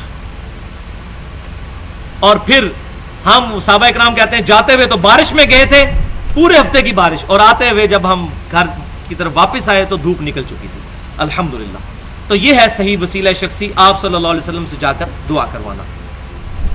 دوسری حدیث، یہ بہت کریٹیکل حدیث ہے، جامعہ ترمذی میں انٹرنیشنل نمبرنگ کے مطابق 3578 اور سنن ابن ماجہ میں 1385 نمبر حدیث ہے، عثمان بن حنیف رضی اللہ تعالیٰ عنہ کی حدیث۔ اور سنن ابن ماجہ میں جو الفاظ ہیں وہ میں پڑھوں گا، وہ آپ کو لکھے ہوئے مل گئے ہیں سیریل نمبر 10 کے اوپر، اور اس حدیث پر امام ابن ماجہ نے بھی لکھا ہے یہ حدیث صحیح ہے، اور اس حدیث کے صحیح ہونے پر اجماع امت ہے۔ اہل تشیع بھی اس کو مانتے ہیں، اور اہل سنت کے تینوں گروہ، بریلوی، دیوبندی، اہل حدیث۔ شیخ البانی نے بھی اس حدیث کو صحیح کہا، شیخ زبیر لذیذ صاحب بھی صحیح کہتے ہیں۔ ایک نبینا صحابی نبی صلی اللہ علیہ وسلم کے پاس حاضر ہوئے اور عرض کی کہ اللہ کے رسول میرے لیے دعا کیجئے کہ میری بینائی آ جائے۔ تو آپ صلی اللہ علیہ وسلم نے فرمایا کہ اگر تم صبر کرو تو تمہارے لیے بہتر ہے، اور اگر تم کہتے ہو میں دعا کر دیتا ہوں۔ تو انہوں نے کہا یا رسول اللہ صلی اللہ علیہ وسلم آپ دعا ہی فرما دیجیے۔ تو آپ صلی اللہ علیہ وسلم نے فرمایا کہ جاؤ وضو کر کے آؤ، پھر 2 رکعت نفل پڑھوائے۔ اس کے بعد آپ صلی اللہ علیہ وسلم نے ان کو دعا تعلیم فرمائی، جو یہ دعا لکھی ہوئی ہے، اللہم انی اسألک، اے اللہ میں تجھ سے سوال کرتا ہوں، وَأَتَوَجَّهُ إِلَيْكَ، اور تیری طرف متوجہ ہوتا ہوں، بِمُحَمَّدٍ صلی اللہ علیہ وسلم، محمد صلی اللہ علیہ وسلم کے ذریعے تیری طرف متوجہ ہوتا ہوں، نبی الرحمہ، جو رحمت والے نبی ہیں، یا محمد صلی اللہ علیہ وسلم، اے محمد صلی اللہ علیہ وسلم، انی قد توجہت، بے شک میں متوجہ ہوتا ہوں، بکا آپ کی طرف سے، آپ کے ذریعے سے، الی ربی اپنے رب کی طرف، دونوں صورتوں میں رب کی طرف رجوع ہے، فی حاجتی اپنی حاجت میں، ہذہ یہ لتقضا کہ اس کو پورا کر دیا جائے، اللہم فشفعہ فی، اے اللہ اس معاملے میں آپ صلی اللہ علیہ وسلم کی شفاعت میرے حق میں قبول فرما۔ یہ آخری الفاظ بڑے امپورٹنٹ ہیں۔ آپ صلی اللہ علیہ وسلم نے دعا کا وعدہ کیا، پھر اس نے یہ دعا کی کہ آپ صلی اللہ علیہ وسلم کی دعا میرے حق میں اے اللہ قبول فرما لے۔ تو اس حدیث سے بھی پتا چلا کہ نبی صلی اللہ علیہ وسلم کے پاس صحابہ کرام جا کر دعا کروایا کرتے تھے، لیکن اب مسئلہ یہ ہے کہ یہ حدیث سنن ابن ماجہ اور جامعہ ترمذی میں تو یہاں تک موجود ہے، لیکن المعجم الکبیر الطبرانی کے اندر اس کا اگلا حصہ بھی موجود ہے کہ سیدنا عثمان بن عفان رضی اللہ تعالیٰ عنہ کے دور میں بھی ایک نابینا شخص آیا۔ اچھا، اس نابینا شخص نے جب یہ دعا کی تو اس کی پھر بینائی واپس آ گئی الحمدللہ۔ تو سیدنا عثمان کے دور میں یہ طبرانی کے اندر موجود ہے، ایک نابینا شخص آیا تو سیدنا عثمان نے اس کو یہی دعا تعلیم فرمائی اور پھر اس کی بھی بینائی واپس آ گئی۔ لیکن یہ والا جو پورشن ہے یہ صحیح سند کے ساتھ ثابت نہیں۔ اس کی وجہ یہ ہے کہ اس حدیث میں ایک راوی ہے عبداللہ بن وہب، جو راوی تو ثقہ ہیں لیکن وہ مدلس ہیں اور ان سے روایت کر رہے ہیں، اور یہ پیٹ رول ہے محدثین کا کہ مدلس کی ان والی روایت ضعیف ہوتی ہے جب تک سما کی تصریح موجود نہ ہو۔ لہذا یہ اگلا پورشن جس کو سہارا بنا کر آپ صلی اللہ علیہ وسلم کی وفات کے بعد بھی اس طرح کی دعاؤں کو استعمال کیا جا رہا ہے، وہ غلطی پر مبنی ہے، وہ پورشن ہے ہی ضعیف، اور مدلس کی ان والی روایت ضعیف ہوتی ہے۔ اگر کسی کو یہ مسئلہ ہضم نہیں ہوتا تو صحیح مسلم کے مقدمے میں یہ میں نے بتایا محدثین کا پیٹ رول ہے، اسی پر میری ڈیٹیل گفتگو ہے 1 گھنٹہ 25 منٹ کی، مسئلہ نمبر 36 کے نام سے ضعیف الاسناد حدیث کے فتنے کا تحقیقی جائزہ۔ اس میں اسی طرح کی ایک حدیث میں نے ضعیف قرار دی تھی محدثین کے اصول پر، جو مسند امام احمد میں بھی ہے اور الادب المفرد امام بخاری کی اس میں بھی ہے کہ نبی صلی اللہ علیہ وسلم نے بیان فرمایا، روایت ضعیف ہے، مطلب وہ اسی طرح، اور نہ امام بخاری نے اس کو ضعیف لکھا نہ امام احمد بن حنبل نے، لیکن حدیث ضعیف ہے الادب المفرد میں، صحیح بخاری میں نہیں ہے۔ کہ جو شخص اپنے جاہلیت کے نسب پر فخر کرے کہ میں فلاں چودھری صاحب کا بیٹا ہوں، میرا باپ تو اتنا بڑا خاندانی اس کا یہ سٹیٹس تھا، تو اس کو کہو کہ اپنے باپ کا عضو تناسل کاٹ کے اپنے منہ میں رکھ لے، بولے اعوذ باللہ، اور یہ بات کنائے سے نہ کرنا، ڈائریکٹ کو اس کو۔ اب اتنی بےہودہ بات کیا آپ صلی اللہ علیہ وسلم ارشاد فرما سکتے ہیں؟ وَإِنَّكَ لَعَلَىٰ خُلُقٍ عَظِيمٍ، نبی صلی اللہ علیہ وسلم اخلاق کے بلند ترین درجے پر فائز، اور صحیح بخاری اور مسلم کی متفق علیہ حدیث کہ نبی صلی اللہ علیہ وسلم میں کنواری لڑکیوں سے بھی زیادہ شرم و حیا موجود تھی۔ آپ یہ بات ارشاد فرمائیں گے کہ اپنے باپ کا عضو تناسل کاٹ کے اپنے منہ میں رکھ لو، وَلِعَاذُ بِاللَّهِ تعالی۔ اس حدیث میں حسن بصری مدلس ہیں، وہ ان سے روایت کر رہے ہیں، تو جس نے اس حدیث کو ٹھیک ماننا ہے طبرانی والی کو، پھر اس کو بھی صحیح مانے گا۔ تو میں نے یہ علم الکلام سے بھی منطقی، جس کو پنجابی میں پھکی کہتے ہیں، وہ بھی میں نے دے دی ہے الحمدللہ. لہذا یہ روایت بالکل ضعیف ہے. اسی طریقے سے سورۃ النساء کی آیت نمبر 64 جو ہے وَلَوْ أَنَّهُمْ إِذْ ظَلَمُوا أَنفُسَهُمْ جَاءُوكَ، اس کے تحت حافظ ابن کثیر المتوفا 774 ہجری جو امام ابن تیمیہ کے شاگرد ہیں، ایک بے سند روایت لے گئے ہیں اور اس کی وجہ سے بڑا بیڑا غرق ہوا ہے. اور اس روایت کو انہوں نے ضعیف بھی نہیں کہا، سند بھی بیان نہیں کی. اور وہ روایت کی سند امام بہیقی کی شعب الایمان کے اندر موجود ہے کہ ایک صحابی نبی صلی اللہ علیہ وسلم کی وفات کے بعد ایک عربی شخص حضور کی قبر پر آیا اور یہی آیت تلاوت کی کہ اللہ کے رسول صلی اللہ علیہ وسلم، ہم نے قرآن میں یہ آیت پڑھی ہے کہ جب اپنی جانوں پر ظلم کرو تو حضور کی بارگاہ میں حاضر ہو جاؤ، رسول اللہ تمہارے لیے شفاعت کریں گے تو اللہ تعالیٰ تمہارے گناہوں کو معاف کر دے گا. تو اس کو وہیں اونگ آ گئی تو نبی صلی اللہ علیہ وسلم خواب میں آئے اور بعض روایتوں میں آتا ہے قبر سے آواز آئی تجھے بخش دیا گیا.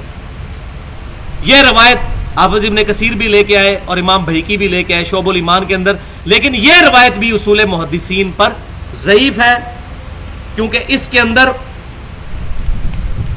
دو راوی جمہور محدثین کے نزدیک ضعیف ہیں، یزید بن ابان اور محمد بن روح بن یزید. یہ اب اتفاق ہے دونوں میں یزید ہی آ رہا ہے، تو یزید سے تو میں ویسے ہی چیڑا، آپ کو پتہ ہے. تو جمہور کے نزدیک یہ لوگ ضعیف ہیں یہ دونوں، لہذا یہ روایت بالکل ضعیف ہے. اب یہ جو لوگ کہتے ہیں جی قرآن کی آیت وَلَوْ أَنَّهُمْ إِذْ ظَلَمُوا أَنفُسَهُمْ جَاءُوكَ یہ قیامت تک کے لیے ہے، لہذا یہ روایت ٹھیک ہے. بھائیو یہ روایت قرآن کے بھی خلاف ہے. وہ کانٹیکسٹ تھا منافقین کے دور کے اندر بات ہوئی تھی کہ حضور صلی اللہ علیہ وسلم کے پاس حاضر ہو. پھر بھی سمجھ نہ آئے تو اب علم الکلام سے اور پھکی والا جواب بھی سن لیں. قرآن پاک میں سورۃ النساء کی آیت نمبر 59 جس پہ میری تقلید والی گفتگو ہے مسئلہ نمبر 11 کے نام سے اہل سنت پاک.com پہ، اس میں آیا ہے اللہ تعالیٰ نے فرمایا یا ایھا الذین آمنوا اطیعوا اللہ واطیعوا الرسول واولی الامر منکم فان تنازعتم فی شیء فردوہ الی اللہ والرسول. اطاعت کرو اللہ کی، اس کے رسول کی، اور جو تم میں حکمران ہو اس کی بھی اطاعت کرو، مگر جھگڑا ہو جائے اگر تمہارا حکمران کے ساتھ فردوہ الی اللہ والرسول تو اللہ اور اس کے رسول کی طرف پلٹاؤ. ان کنتم تؤمنون باللہ ورسول، اگر تم اللہ اور اس کے رسول کے اوپر ایمان لاتے ہو تو اللہ اور اس کے رسول سے فیصلہ کرواؤ. جھگڑا ہو جائے جب بھی تو یہ کب ہوگا؟ حضور صلی اللہ علیہ وسلم کی زندگی میں کہ آپ سے جا کے فیصلہ کروا. آج کیا ہوگا؟ قرآن و حدیث سے. آج کوئی کہ جی قبر رسول پہ جا کے فیصلہ کروا لیں اپنے جھگڑے کا. تو آج پروفٹ صلی اللہ علیہ وسلم ایز این انسٹیٹیوشن ہے. حضور صلی اللہ علیہ وسلم کے زمانے میں اختلاف ہوتا تھا تو جا کے حضور سے پوچھتے تھے. تو وہ جو پھکی ہے وہ سن لیں وہ کیا ہے، علم الکلام سے منطقی جواب. صحیح بخاری میں موجود ہے کہ خلافت کے معاملے میں آپ کو پتا ہے بہت زیادہ اختلاف ہو گیا تھا، ڈیٹیل کے ساتھ احادیث موجود ہے. صحیح بخاری میں کئی جگہ یہ روایت آئی ہے، اس کی ڈیٹیل میں جانا ابھی میرے پاس ٹائم نہیں ہے. اس میں صحابہ کرام میں اختلاف پیدا ہو گیا تھا خلافت کے مسئلے میں. سعد بن عبادہ رضی اللہ تعالیٰ عنہ اپنی بیعت لینا چاہتے تھے، پھر سیدنا ابوبکر عمر وہاں پہ پہنچے، پھر بعد میں معاملات سارے ہوئے، لیکن کسی صحابی کو یہ وہم بھی نہیں آیا کہ حضور صلی اللہ علیہ وسلم سے جا کے پوچھ لیں. آپ کو تو ابھی دفنایا بھی نہیں گیا تھا. یہی آیت پڑھتے فَإِن تَنَازَعْتُمْ فِي شَيْءٍ فَرُدُّوهُ إِلَى اللَّهِ وَالرَّسُولِ، اگر جھگڑا ہو جائے اللہ رسول سے فیصلہ کرواؤ. تو صحابہ کرام جا کے حضور صلی اللہ علیہ وسلم کی میت مبارک کے پاس کھڑے ہوتے ہو، کہتے یا رسول اللہ ذرا خلیفہ بنا دیں اپنا. ان کو پتا تھا کہ حضور صلی اللہ علیہ وسلم اس وقت بھی زندہ ہے لیکن برزخی حیات کے ساتھ، دنیاوی زندگی کے ساتھ زندہ نہیں ہے. قبر مبارک میں بھی زندہ ہے لیکن دنیاوی زندگی کے ساتھ نہیں، آخرت کی برزخی زندگی کے ساتھ. تو صحابہ کرام کا حضور سے فیصلہ نہ کروانا، حتیٰ کہ تلواریں نکل آئیں اور بڑا اختلاف بڑھ گیا، وہاں فیصلہ نہ کروانا اسی چیز، اور وہ فیصلہ بھی حدیث پہ ہوا تھا. سیدنا ابوبکر صدیق نے حدیث بیان کی تھی کہ خلافت قریش میں رہے گی، جس پہ انصار ٹھنڈے ہوئے تھے. حضور سے جا کے نہیں پوچھا، حدیث پہ فیصلہ ہوا. لہذا آج بھی وَلَوْ أَنَّهُمْ إِذْ ظَلَمُوا أَنفُسَهُمْ جَاءُوكَ کے تحت ہم حضور صلی اللہ علیہ وسلم کا بتایا ہوا طریقہ استعمال کریں گے. وہ میں آخر میں انشاءاللہ تعالی بیان کروں گا، اس کے آخری پورشن میں وہ طریقہ کیا ہے دعاؤں کی قبولیت کا.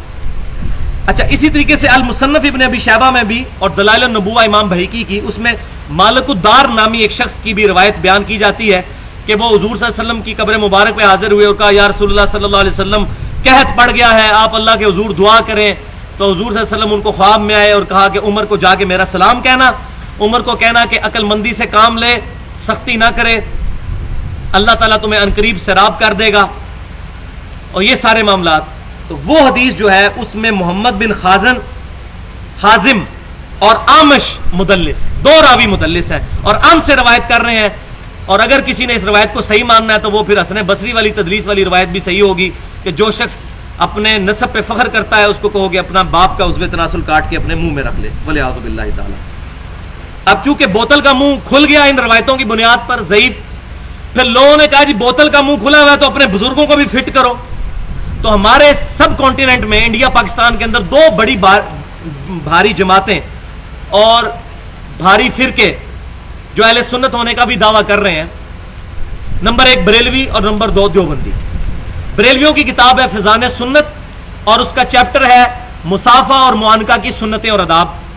اور دیوبندیوں کی کتاب فضائل اعمال کا حصہ جو الگ سے چھپتا ہے فضائل درود اور فضائل حج، دونوں کے اندر شیخ ذکریہ صاحب اور فضان سنت میں الیاس قادری صاحب یہ واقعہ لے کے آئے ہیں کہ نبی صلی اللہ علیہ وسلم کی وفات کے 550 سال کے بعد شیخ احمد رفاعی حضور صلی اللہ علیہ وسلم کی قبر پہ حاضر ہوئے اور وہاں عربی کے شعر پڑھے کہ اللہ کے رسول جب میں مصر میں تھا تو میری روح آ کر آپ کے قبر کا طواف کرتی تھی، والعیاذ باللہ. اب میں جسم کے سمیت آیا ہوں، اپنی قبر مبارک سے ہاتھ باہر نکالیے، میں آپ صلی اللہ علیہ وسلم کے قبر مبارک کو بوسہ دینا چاہتا ہوں، آپ صلی اللہ علیہ وسلم سے ہاتھ میں لانا چاہتا ہوں. اب مجھے بتائیں سارے حاجی یہی ڈیمانڈ وہاں شروع کر دیں، 40 لاکھ حاجی. وہ کہتے ہیں 90,000 لوگوں کی موجودگی میں حضور صلی اللہ علیہ وسلم کا ہاتھ مبارک قبر شریف سے باہر نکلا اور انہوں نے اس کو بوسہ دیا. اور اس منظر کو دیکھنے والوں میں شیخ عبد القادر جیلانی کا نام بھی ذکر کیا جاتا ہے تاکہ بریلوی بیچارے سہم جائے کہ یار یہ تو 11ویں علی پیر کا بھی نام آ گیا. تو کہاں وہ موجود تھے بھائی؟ آج سے 100 سال پہلے بھی مسجد نبوی میں 90,000 کا مجمع نہیں آتا تھا. یہ تو 1955 کے بعد جب توسیع ہوئی ہے تو اتنا مجمع آتا ہے. تو 1000 سال پہلے 90,000 کا مجمع، اور یہ خواب کا ذکر بھی نہیں ہے، بیداری کا ہے. کیونکہ شیخ ذکریہ صاحب لکھتے ہیں کہ 90,000 لوگوں نے یہ منظر دیکھا. ہو سکتا ہے ان کے جھوٹے جو مقلدین ہیں وہ کہیں کہ جی یہ خواب کا واقعہ ہے، بیداری کا واقعہ. اب یہ تبلیغی جماعت والوں کو پوچھیں کہ آپ ہمارے بھائی ہیں لیکن خدا کے لیے ایسے بدعقیدگی والی چیزیں تو اپنی کتابوں سے باہر نکالیں اور اللہ کی کتاب کو پکڑیں. تو وہ مسئلہ ہے ضعیف روایتوں کی وجہ سے جب بوتل کا منہ کھلتا ہے تو ساروں نے کہا اپنے بزرگوں کو بیچ میں فٹ کرو تاکہ ہم کسی صورت پیچھے نہ رہیں. اب ہمارا نظریہ کیا ہونا چاہیے وسیلہ شخصی کے بارے میں کہ زندہ آدمی سے جا کر جو دنیاوی زندگی میں، ویسے تو اللہ کے نیک بندے اور انبیاء اکرام تو قبر میں بھی زندہ ہیں، لیکن دنیاوی زندگی میں جو لوگ زندہ ہیں ان سے جا کے دعا کروائی. اب سیدنا عمر فاروق رضی اللہ تعالیٰ عنہ کا عقیدہ بیان کرنے لگا ہوں، یہ مسئلہ بالکل کلیئر کرے گا. صحیح بخاری کتاب الاستسقاء انٹرنیشنل نمبرنگ کے مطابق 1010 نمبر حدیث ہے. سیدنا عمر رضی اللہ تعالیٰ عنہ کے زمانے میں جب قحط پڑ جاتا تو انس بن مالک کہتے ہیں کہ آپ رضی اللہ تعالیٰ عنہ پھر یوں دعا کیا کرتے جو آپ کے اس پیپر پہ 11 نمبر ہے، اللہم انا کننا نتوسل الیک، اے اللہ بے شک ہم تیری طرف توسل اختیار کیا کرتے تھے، بنبینا اپنے نبی کے ذریعے صلی اللہ علیہ وسلم، فتسقینا اور تو ہم پر بارش نازل فرما دیا کرتا تھا، جو ہم پہلے پڑھ چکے بخاری مسلم کی حدیث. یہ آپ وسلم کی وفات کے بعد ہو رہا ہے معاملہ سیدنا عمر کے دور میں. وَإِنَّا نَتَوَسَّلُ إِلَيْكَ اور اب ہم تیری طرف توسل اختیار کرتے ہیں بِعَمِّ نَبِيِّنَا اپنے نبی صلی اللہ علیہ وسلم کے چچا کے ذریعے، فَاسْقِنَا پس ہم پر بارش نازل فرما. اور الفاظ ہے کہ بارش نازل بھی ہو جایا کرتی تھی. تو سیدنا عمر فاروق رضی اللہ تعالیٰ عنہ نے قبر رسول پر جا کر حضور کو ریکویسٹ نہیں کیا، وہ اس کو گستاخی سمجھتے تھے، حالانکہ وہ بھی جانتے تھے کہ نبی صلی اللہ علیہ وسلم برزگی حیات کے ساتھ زندہ ہے. اسی موضوع پہ میری تقریباً میرا خیال 35 منٹ کی گفتگو ہے. مسئلہ نمبر 5 عقیدہ حیات النبی کے اوپر. ہم مانتے ہیں حیات النبی کو لیکن برزگی حیات، دنیاوی حیات نہیں. تو انہوں نے کہا کہ ہم آپ صلی اللہ علیہ وسلم کو پہلے لے کے آتے تھے، وہ دعا کرتے تھے، یعنی توسل کیا دعا. اب آپ صلی اللہ علیہ وسلم کے چچا کی دعا، اور ظاہر ہے کہ آپ صلی اللہ علیہ وسلم کے چچا سیدنا عباس بن عبد المطلب رضی اللہ تعالی عنہ کو ان کی نسبت کا بھی ایک فائدہ ہے تھا، لیکن وہ دنیاوی زندگی میں موجود تھے. یہاں ایک مزے کی بات یہ ہے کہ صحیح بخاری اور مسلم کی متفق علیہ حدیث ہے، صلح حدیبیہ کے موقع پر جب صحابہ کرام کو پانی کی قلت ہوئی تو ایک پانی کا پیالہ پیش کیا گیا جس میں آپ صلی اللہ علیہ وسلم نے اپنی مبارک انگلیاں داخل کی اور اس سے پانی کے چشمے نکل آئے آپ صلی اللہ علیہ وسلم کی مبارک انگلیوں سے. جابر بن عبداللہ کہتے ہیں کہ تمام صحابہ نے پانی پیا، جانوروں کو پلایا اور سٹور بھی کر لیا. تابعین نے پوچھا آپ لوگ کتنے تھے؟ تو انہوں نے کہا ہم 1,00,000 بھی ہوتے تو پانی زیادہ تھا. اس وقت ہم 1400 تھے جنہوں نے آپ صلی اللہ علیہ وسلم کے ایک پیالے کے ساتھ پانی پیا, جانوروں کو بلایا اور سور بھی کر لیا.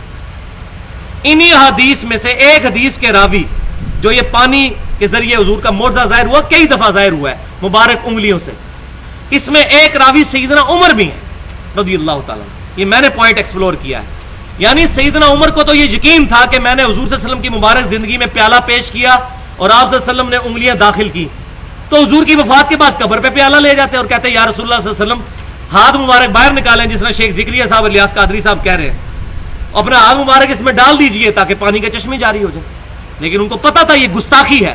حضور صلی اللہ علیہ وسلم برزخی حیات کے ساتھ زندہ ہے, اب آپ کے ساتھ کمیونیکیشن ہماری اس طرح نہیں ہو سکتی. درود شریف ہمارا پہنچتا ہے, اللہم صلی علی محمد وعلی آل محمد, اللہ تعالیٰ نبی صلی اللہ علیہ وسلم تک ہمارا درود شریف الحمدللہ پہنچا دیتا ہے. یا مزے کی بات یہ ہے کہ اہل سنت کہلوانے والے تینوں گروہ, بریلوی, دیوبندی اور اہل حدیث میں سے بھی کچھ لوگ جو سید محمود احمد علوسی صاحب المتوفى 1270 ہجری جنہوں نے تفسیر روح المعانی لکھی ہے, ان کو کافی عزت دیتے ہیں.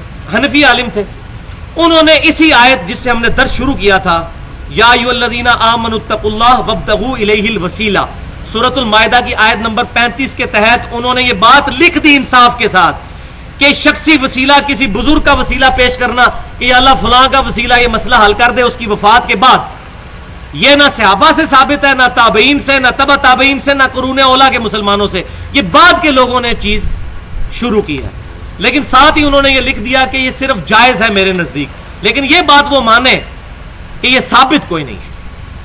الحمدللہ.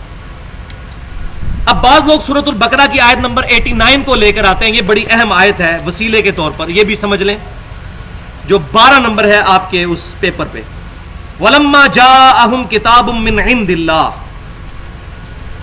اور جب ان کے پاس سے اللہ کی طرف سے کتاب آ گئی, یعنی یہودیوں اور عیسائیوں کے پاس جب کتاب آ گئی قرآن, مُصَدِّقًا لِمَا مَعَهُمْ, اور وہ کتاب ان کتابوں کی بھی تصدیق کر لی تھی جو ان کے پاس موجود تھی, یعنی اولڈ ٹیسٹیمنٹ.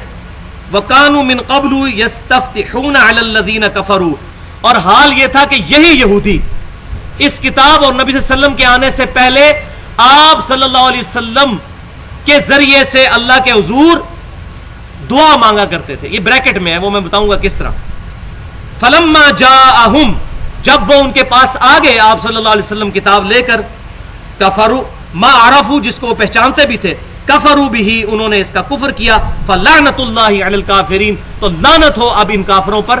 یعنی یہ اب احادیث میں تفسیر کے ساتھ ملتا ہے. تفسیر ابن جریر میں امام ابن جریر رحمۃ اللہ علیہ المتوفى 310 ہجری اس آیت کی تفسیر میں لے کے آئے ہیں کہ یہودی یہ دعائیں کیا کرتے تھے, اے اللہ اس پیغمبر آخر الزمان کو بھیج, یہ مشرکین ہمیں مارتے ہیں, پھر ہم ان پر ایمان لائیں گے, ان کے ذریعے مشرکین کے خلاف قتال کریں گے, پھر اللہ تعالیٰ ہمیں فتح دے دے گا. اے اللہ اس نبی کو جلدی جلدی ہمارے پاس بھیج.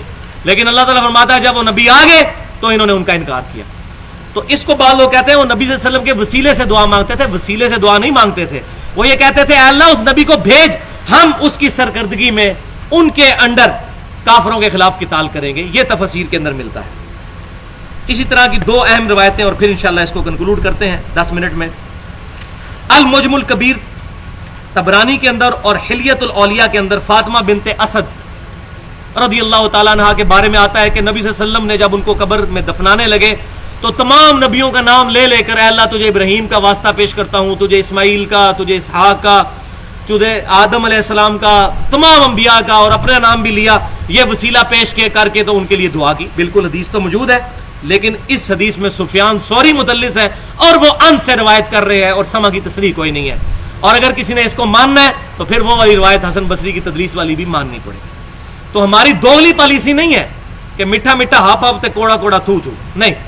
ہمارے خلاف بھی کوئی روایت آئے گی ہم مانیں گے, صحیح ہونی چاہیے, اور ہمارے حق میں نہ ہو اور وہ صحیح ہو ہم اس کو مان لیں. دوسری حدیث سیدنا آدم علیہ السلام کی توبہ کا واقعہ, یہ بڑا مشہور ہے. المعجم الکبیر طبرانی میں اور المستدرک للحاکم میں, اور امام حاکم نے اس کو بخاری اور مسلم کی شرط پہ صحیح بھی کہا ہے. لیکن اصول محدثین دیکھے جائیں گے. یہ مشہور واقعہ ہے کہ آدم علیہ السلام کی جب توبہ قبول نہیں ہو رہی تھی تو انہوں نے نبی صلی اللہ علیہ وسلم کا وسیلہ پیش کیا, اس کی برکت سے اللہ تعالیٰ نے ان کی توبہ قبول کر لی.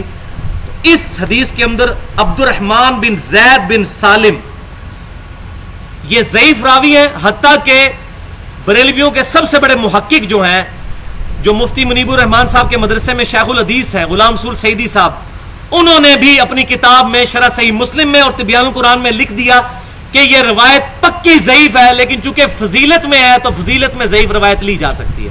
اعلیٰ صحیح مسلم کے مقدمے میں ہے کہ فضیلت میں بھی نہیں لی جائے گی, لیکن یہ فضیلت میں تو آپ لے نہیں رہے, ایسے تو عقیدہ بنا رہے ہیں وسیلے کا, فضیلت میں کہاں لے رہے ہیں. تو انہوں نے بھی مانا یہ روایت ضعیف ہے اور یہ قرآن کے بھی خلاف ہے, کیونکہ قرآن پاک میں جو دعا آئی ہے اس کے برعکس سورۃ الاعراف آیت نمبر 23 اور آپ کے پاس آیت نمبر 13, ربنا ظلمنا انفسنا وان لم تغفر لنا وترحمنا لنکونن من الخاسرین, اے رب ہمارے, ہم نے اپنی جانوں پر ظلم کیا اور اگر تو نے ہمیں معاف نہ کیا تو یقیناً ہم خسارہ پانے والوں میں سے ہو جائیں گے.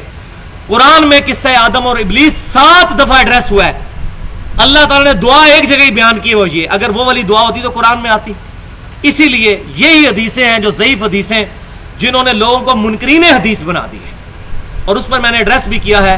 منکرین حدیث کے فتنے کا تحقیقی جائزہ مسئلہ نمبر 35 کے نام سے 1 گھنٹہ 35 منٹ کی گفتگو ہے اہل سنت پاک.com پر, کہ منکرین حدیث پیدا اس لیے ہوئے ہیں کہ جب ضعیف حدیثیں جو قرآن سے ٹکراتی تھیں ان پر عقیدے کھڑے ہوئے ہیں, تو یہ قرآن پاک سے بھی ٹکراتی ہے, لہٰذا ہم اس کو نہیں مانتے. اب انشاءاللہ تعالی 12 منٹ کے اندر یہ کنکلوڈ ہو جائے گی. اب ہم اپنے پورے لیکچر کو جو ہے سمرائز کرتے ہیں کہ 5 صحیح وسیلے ہیں جو اختیار کیے جا سکتے ہیں. نمبر 1, نیک اعمال کا وسیلہ جو خالصتاً اللہ کے لیے کیا اور وہ اپنا عمل ہو. نمبر 2, اللہ تعالیٰ کی صفات اور اسماء کا وسیلہ. نمبر 3, جنت میں ایک الوسیلہ مقام ہے جو نبی صلی اللہ علیہ وسلم کے لیے الوسیلہ کی دعا کرے گا اذان سننے کے بعد, اذان کا جواب اور درود شریف اور ساتھ وہ دعا, اس کو نبی صلی اللہ علیہ وسلم کی شفاعت ملے گی. نمبر 4, نبی صلی اللہ علیہ وسلم کے مبارک تبرکات کا وسیلہ اختیار کرنا, صرف نبی صلی اللہ علیہ وسلم کے, سیدنا ابوبکر, عثمان و علی اور سیدنا عمر کے بھی نہیں, رضی اللہ عنہم اجمعین, صرف نبی صلی اللہ علیہ وسلم کے تبرکات. اور 5واں, نیک آدمی سے جا کر دعا کروانا جو آپ کے سامنے موجود ہے. الحمدللہ. اب وفات کے بعد جو وسیلہ کسی کا پیش کیا جاتا ہے, جو ہمارے بریلوی اور دیوبندی بھائیوں کا مشترکہ عقیدہ ہے, اور دیوبند نے تو باقاعدہ المحند المفند میں لکھ دیا کہ کسی بھی بزرگ کے ہم وسیلے کے قائل ہیں, چاہے وہ زندہ ہو یا مر گیا ہو, کہ فلاں بزرگ کا وسیلہ تجھے. تو اس میں میرا پوائنٹ آف ویو پینڈولم کی دونوں ایکسٹریم سے ہٹ کے درمیان میں ہے. میرے نزدیک نبی صلی اللہ علیہ وسلم کے علاوہ کسی بھی شخصیت کا وسیلہ اس کی وفات کے بعد پیش کرنا اللہ کے حضور خالصتاً بدعت ہے. یہ دین میں ایگزیجریشن ہے. لیکن لیکن لیکن جہاں تک تعلق ہے نبی صلی اللہ علیہ وسلم کے وسیلے کا, اگر کوئی شخص آج کہتا ہے اے اللہ تجھے نبی صلی اللہ علیہ وسلم کا وسیلہ پیش کرتا ہوں, اس پہ ہم بدعت کا لفظ نہیں بولتے, کیونکہ حدیثیں بہت زیادہ ہیں اور بعض اوقات احادیث کی وجہ سے کسی مسلمان بھائی کو دھوکہ لگ جاتا ہے. حدیثیں تو بہت زیادہ ہیں. اب امام نے تیمیہ رحمۃ اللہ علیہ پر بھی کئی چیزوں کا ذوف نہیں کھلا. آپ حیران ہوں گے کہ امام نے تیمیہ رحمۃ اللہ علیہ وہ جو حدیث تھی نا المجم الکبیر طبرانی کی, جس میں عثمان بن عفان رضی اللہ تعالیٰ کے زمانے میں حضور کی وفات کے بعد بھی 13-14 سال کے بعد وہ والی دعا وسیلے والی, اس کو امام نے تیمیہ نے صحیح لکھا حدیث کو, لیکن ساتھ وہی پھر صحابی کی گستاخی کر دی کہ یہ حضرت عثمان کا فہم ہے, ہم نہیں اس کو مانتے. ادھر حضرت ابن عمر کی گستاخی کی, یہاں حضرت عثمان کی. اب تو وہ بھی بہانہ ختم ہو گیا تھا, علیکم بسنتی وسنت الخلفاء راشدین. اب عثمان غنی تو خلیفہ راشد تھے, وہ روایت ہی ضعیف تھی, لیکن امام نے تیمیہ نے اس روایت کو صحیح لکھا اور ساتھ کہا میں عثمان کا وسیلہ, عثمان کا فہم نہیں مانتا, میرا اپنا فہم ہے. تو اس پہ پھر غلام رسول سعیدی صاحب نے پھر وہ صحیح طریقے سے کلاس لی اور بالکل ٹھیک لی ہے. انہوں نے کہا ابن تیمیہ صاحب آپ کا ہم فہم مانیں گے یا حضرت عثمان کا فہم مانیں گے؟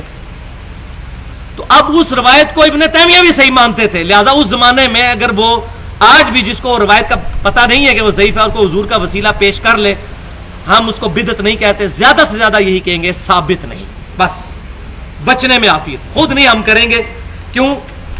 صحیح بخاری اور صحیح مسلم کی حدیث ہے, متفق علیہ حدیث ہے. سیدنا برا بن عازب رضی اللہ تعالیٰ عنہ کو حضور نے ایک دعا سکھائی کہ رات کو سونے سے پہلے وضو کرو اور بستر پہ جا کر یہ دعا کرو, بڑی فضیلت والی دعا. اس میں الفاظ تھے وَنَبِيِّكَ الَّذِي أَرْسَلْتَ اور میں ایمان لاتا ہوں اس نبی پر جو تو نے اے اللہ ہماری طرف مبعوث کیا ہے. تو آپ صلی اللہ علیہ وسلم نے یہ دعا تعلیم فرمائی. تو برا بن عازب کہتے ہیں میں نے جب یہ دعا پڑھی تو میں نے نبی جی کا کی بجائے لفظ استعمال کیا وَرَسُولِكَ الَّذِي أَرْسَلْتَ. بڑا پرفیکٹ بٹھایا رسول اور وہاں بھی ارسلتا. تو نبی صلی اللہ علیہ وسلم نے فرمایا کہ میرے الفاظ کو چینج مت کرو, جو میں نے تعلیم فرمایا ہے وہی کہو. حالانکہ یہ سپرلیٹو ڈگری تھی رسول. حضور نے کہا نہیں نبی کا لفظ استعمال کرو رسول کا نہیں, کیونکہ میں نے تعلیم فرمایا. تو حضور صلی اللہ علیہ وسلم کی تعلیم کو بدلنا نہیں چاہیے, یہ خطرے سے خالی نہیں ہے. اب آخر میں دعاؤں کی قبولیت کا وظیفہ جو حضور صلی اللہ علیہ وسلم نے بتایا ہے, ان تمام چیزوں کے علاوہ جو قبولیت کا ذریعہ, وہ جامعہ ترمذی میں انٹرنیشنل نمبرنگ کے مطابق کتاب الجمعہ چیپٹر میں 593 نمبر حدیث ہے. سیدنا ابن مسعود رضی اللہ تعالیٰ عنہ کہتے ہیں کہ نبی صلی اللہ علیہ وسلم تشریف فرما تھے, سیدنا ابو بکر تشریف فرما تھے, سیدنا عمر تشریف فرما تھے, اور میں نے اللہ کی حمد بیان کی. اس کے بعد نبی صلی اللہ علیہ وسلم پر درود شریف پڑھا. نبی صلی اللہ علیہ وسلم یہ سن رہے تھے, آپ نے فرمایا سل تعطا, سل تعطا, مانگ تجھے دیا جائے گا, مانگ تجھے دیا جائے گا. یعنی اللہ کی حمد بیان کی جائے, اس کے بعد حضور صلی اللہ علیہ وسلم پر درود شریف اور پھر دعا مانگی جائے. اور صحیح بخاری اور مسلم میں موجود ہے, نبی صلی اللہ علیہ وسلم نے فرمایا کہ جب تشہد میں بیٹھو اللہ کی حمد بیان کرو, التحیات للہ والصلوات والطیبات, اس کے بعد مجھ پر درود شریف پڑھو, اور اس کے بعد جو چاہے اپنے رب سے مانگو. وہ بھی اس کے ساتھ سپورٹیو ہے الحمدللہ. تو اللہ کی حمد بیان کرنی ہے, پھر درود شریف, پھر اللہ سے مانگیں گے تو حضور کی گارنٹی ہے سل تعطا, مانگ تجھے دیا جائے گا. اور دوسری حدیث کتاب الصحف چیپٹر سن نسائی کا انٹرنیشنل نمبرنگ کے مطابق 1292 نمبر حدیث, ماشاءاللہ نمبر بھی بڑا پیارا ہے, 12 بھی اور 92 بھی, 1292 نمبر حدیث.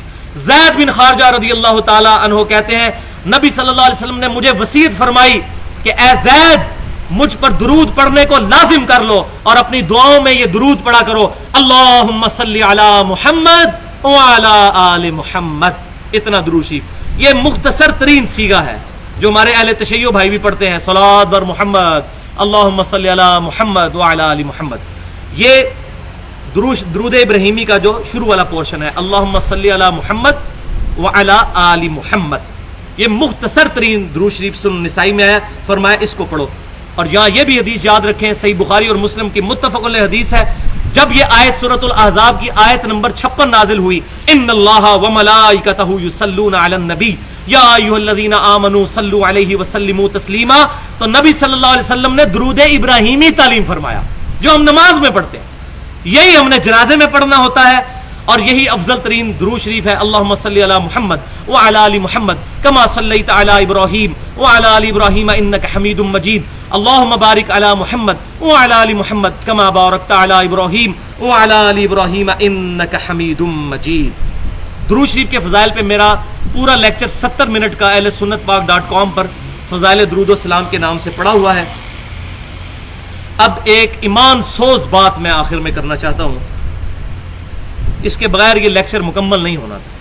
بڑے افسوس کی بات ہے کہ ہمارے بھائی یہ کہتے ہیں دی اللہ تعالیٰ تک پہنچنے کے لیے ایک سیڑھی کی ضرورت ہے. دیکھیں ہم کسی صدر کے پاس جانا ہوتا ہے تو اس کے آگے وزیر اعلیٰ ہوتے ہیں اور یہ مشیر ہوتے ہیں, ڈائریکٹ کون صدر تک جا سکتا ہے؟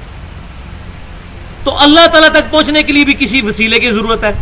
ہاں جی ہم بھی مانتے ہیں, وہ وسیلہ آ کے جا چکا اپنی تعلیمات دے کر. صحیح بخاری میں موجود ہے, نبی صلی اللہ علیہ وسلم نے فرمایا اللہ تعالیٰ جس کے ساتھ بھلائی کا ارادہ فرماتا ہے اس کو دین کی فقہ عطا فرما دیتا ہے. اللہ تعالیٰ عطا فرماتا ہے دین, اسی کانٹیکسٹ میں بات ہو رہی. اور میں تقسیم کرتا ہوں, نبی صلی اللہ علیہ وسلم دین تقسیم کر کے ہمیں جا چکے دنیا سے, اللہ کی جنتوں میں زندہ ہیں, ہم نے اب اس دین کو فالو کر رہے ہیں, تو وسیلہ ہے. لیکن یہ نہیں ہے کہ آج بیٹھ کے ہم بزرگوں کے وسیلے پیش کر رہے ہوں. آج آپ صلی اللہ علیہ وسلم موجود ہوں یا کوئی بھی نیک آدمی موجود ہو, اس کے پاس جائیں دعا کروائیں. یہ اللہ تعالیٰ کے بارے میں یہ مثال پیش کرنا کہ سیڑھی کی ضرورت ہے, یہ سخت گستاخی ہے. کیونکہ قرآن پاک میں آیا 2 دفعہ, سورۃ المائدہ میں بھی سورۃ النساء میں بھی, یا اہل الکتاب لا تغلوا فی دینکم ولا تقولوا علی اللہ الا الحق. اپنے دین میں ایگزیجریشن غلو مت کرو, اور اللہ کے بارے میں حق بات کرو, اپنی طرف سے نہیں. اپنی طرف سے بات ہے نا جی, سیڑھی چاہیے ہوتی ہے. اللہ کو بندوں پر قیاس کر رہے ہیں. اب میں پھکی دینے لگا ہوں علم الکلام سے, اب جواب دیں اس کا. اگر کسی کو بات ہضم نہ ہو, مجھے یہ بتائیے پوری پاکستانی قوم کسی شخص کے خلاف جھوٹی گواہی دے دے عدالت میں جا کر، کیا چیف جسٹس آف پاکستان اس شخص کے خلاف فیصلہ نہیں کر دے گا؟ کر دے گا۔ اس بیچارے کو کیا پتا کہ جھوٹی گواہی ہے؟ کر دے گا نا۔ اور زمین و آسمان کی مخلوقات مل کر کسی شخص کے خلاف جھوٹی گواہی اللہ کے پاس پیش کر دیں، کیا اللہ بھی فیصلہ کر دے گا؟ کرنا چاہیے نا جی، اللہ کو بھی جج پہ قیاس کریں نا۔ اب یہ وہ علمی جواب ہے، علم الکلام، منطق سے، لاجک سے، فلسفی سے۔ اب بھی کہیں نا جی سیڑھی چاہیے ہوتی ہے تو دیکھیں جی وہ جج بھی فیصلہ کر دے گا تو اللہ بھی کر دے گا، اس کا مطلب ہے اللہ کو بندوں پر قیاس نہیں کرنا۔ وَلَا تَقُولُوا عَلَى اللَّهِ إِلَّا الْحَقَّ۔ اب میگنا کارٹا آخر میں یہ آیت ہے، آیت نمبر 14، میگنا کارٹا انسانیت کا، جو 17ویں صدی عیسوی کے اندر انگلینڈ میں یہ رول بنا تھا کہ ہر شخص حاکم وقت سے جا کر مسئلہ اپنا ڈسکس کر سکتا ہے، اس کو میگنا کارٹا کا نام دیا تھا۔ میں نے اس سے یہ لفظ لیا ہے کہ انسانیت کا میگنا کارٹا سورۃ البقرہ کی آیت نمبر 186 ہے۔ وَإِذَا سَأَلَكَ عِبَادِي عَنِّي فَإِنِّي قَرِيبٌ۔ اے محبوب صلی اللہ علیہ وسلم، جب میرے بندے آپ سے پوچھتے ہیں میرے بارے میں تو فرمائیے میں بالکل تمہارے قریب۔ اللہ اکبر۔ نحن اقرب الیہ من حبل الورید۔ ہم تو رگے جان سے بھی زیادہ تمہارے قریب ہیں، اپنی شان کے لائق، عرش پر مستوی ہوتے ہوئے بھی ہماری رگے جان سے قریب ہے ہمارا رب۔ اجیب الدعوۃ الداعی اذا دعان۔ قبول کرتا ہوں پکارنے والے کی دعا کو جب وہ مجھ سے دعا کرتا ہے، لیکن شرط کیا ہے؟ فَلْيَسْتَجِيبُوا لِي۔ لیکن ون وے ٹریفک نہیں چلنی چاہیے، ان کو بھی چاہیے میرا حکم مانے۔ وَلْيُؤْمِنُوا بِي، اور مجھ پر ایمان لائیں جیسا کہ ایمان لانے کا حق ہے۔ لَعَلَّهُمْ يَرْشُدُونَ، تاکہ یہ لوگ کامیاب ہو جائیں۔ تو یہ ہے وہ بات کہ میرے بندے پوچھتے ہیں تو بتاؤ میں تمہارے بالکل قریب ہوں۔ کوئی پروٹوکول نہیں اللہ کی بارگاہ میں جانے کے لیے سوائے اس کے کہ اللہ کی حمد اور نبی صلی اللہ علیہ وسلم پر درود شریف اور وہ 5 صحیح وسیلے اور توسل کے ذریعے جو میں نے بیان کیے۔ الحمدللہ یہ ہمارا لیکچر آج کا مکمل ہوا۔ اللہ تعالیٰ سے دعا ہے جو حق بات میں نے بیان کی ہمارے دلوں میں راسخ فرمائے، اگر جس بات میں میرے منہ سے کوئی غلط بات نکل گئی تو ہمارے دلوں سے محو کر دے، ہمیں کتاب و سنت اور اجماع کی تعلیمات پر عمل کرنے کی توفیق عطا فرمائے۔ سبحانک اللہم و بحمدک، اشہد ان لا الہ الا انت، استغفرک و اتوب الیک، وما علینا الا البلاغ المبین۔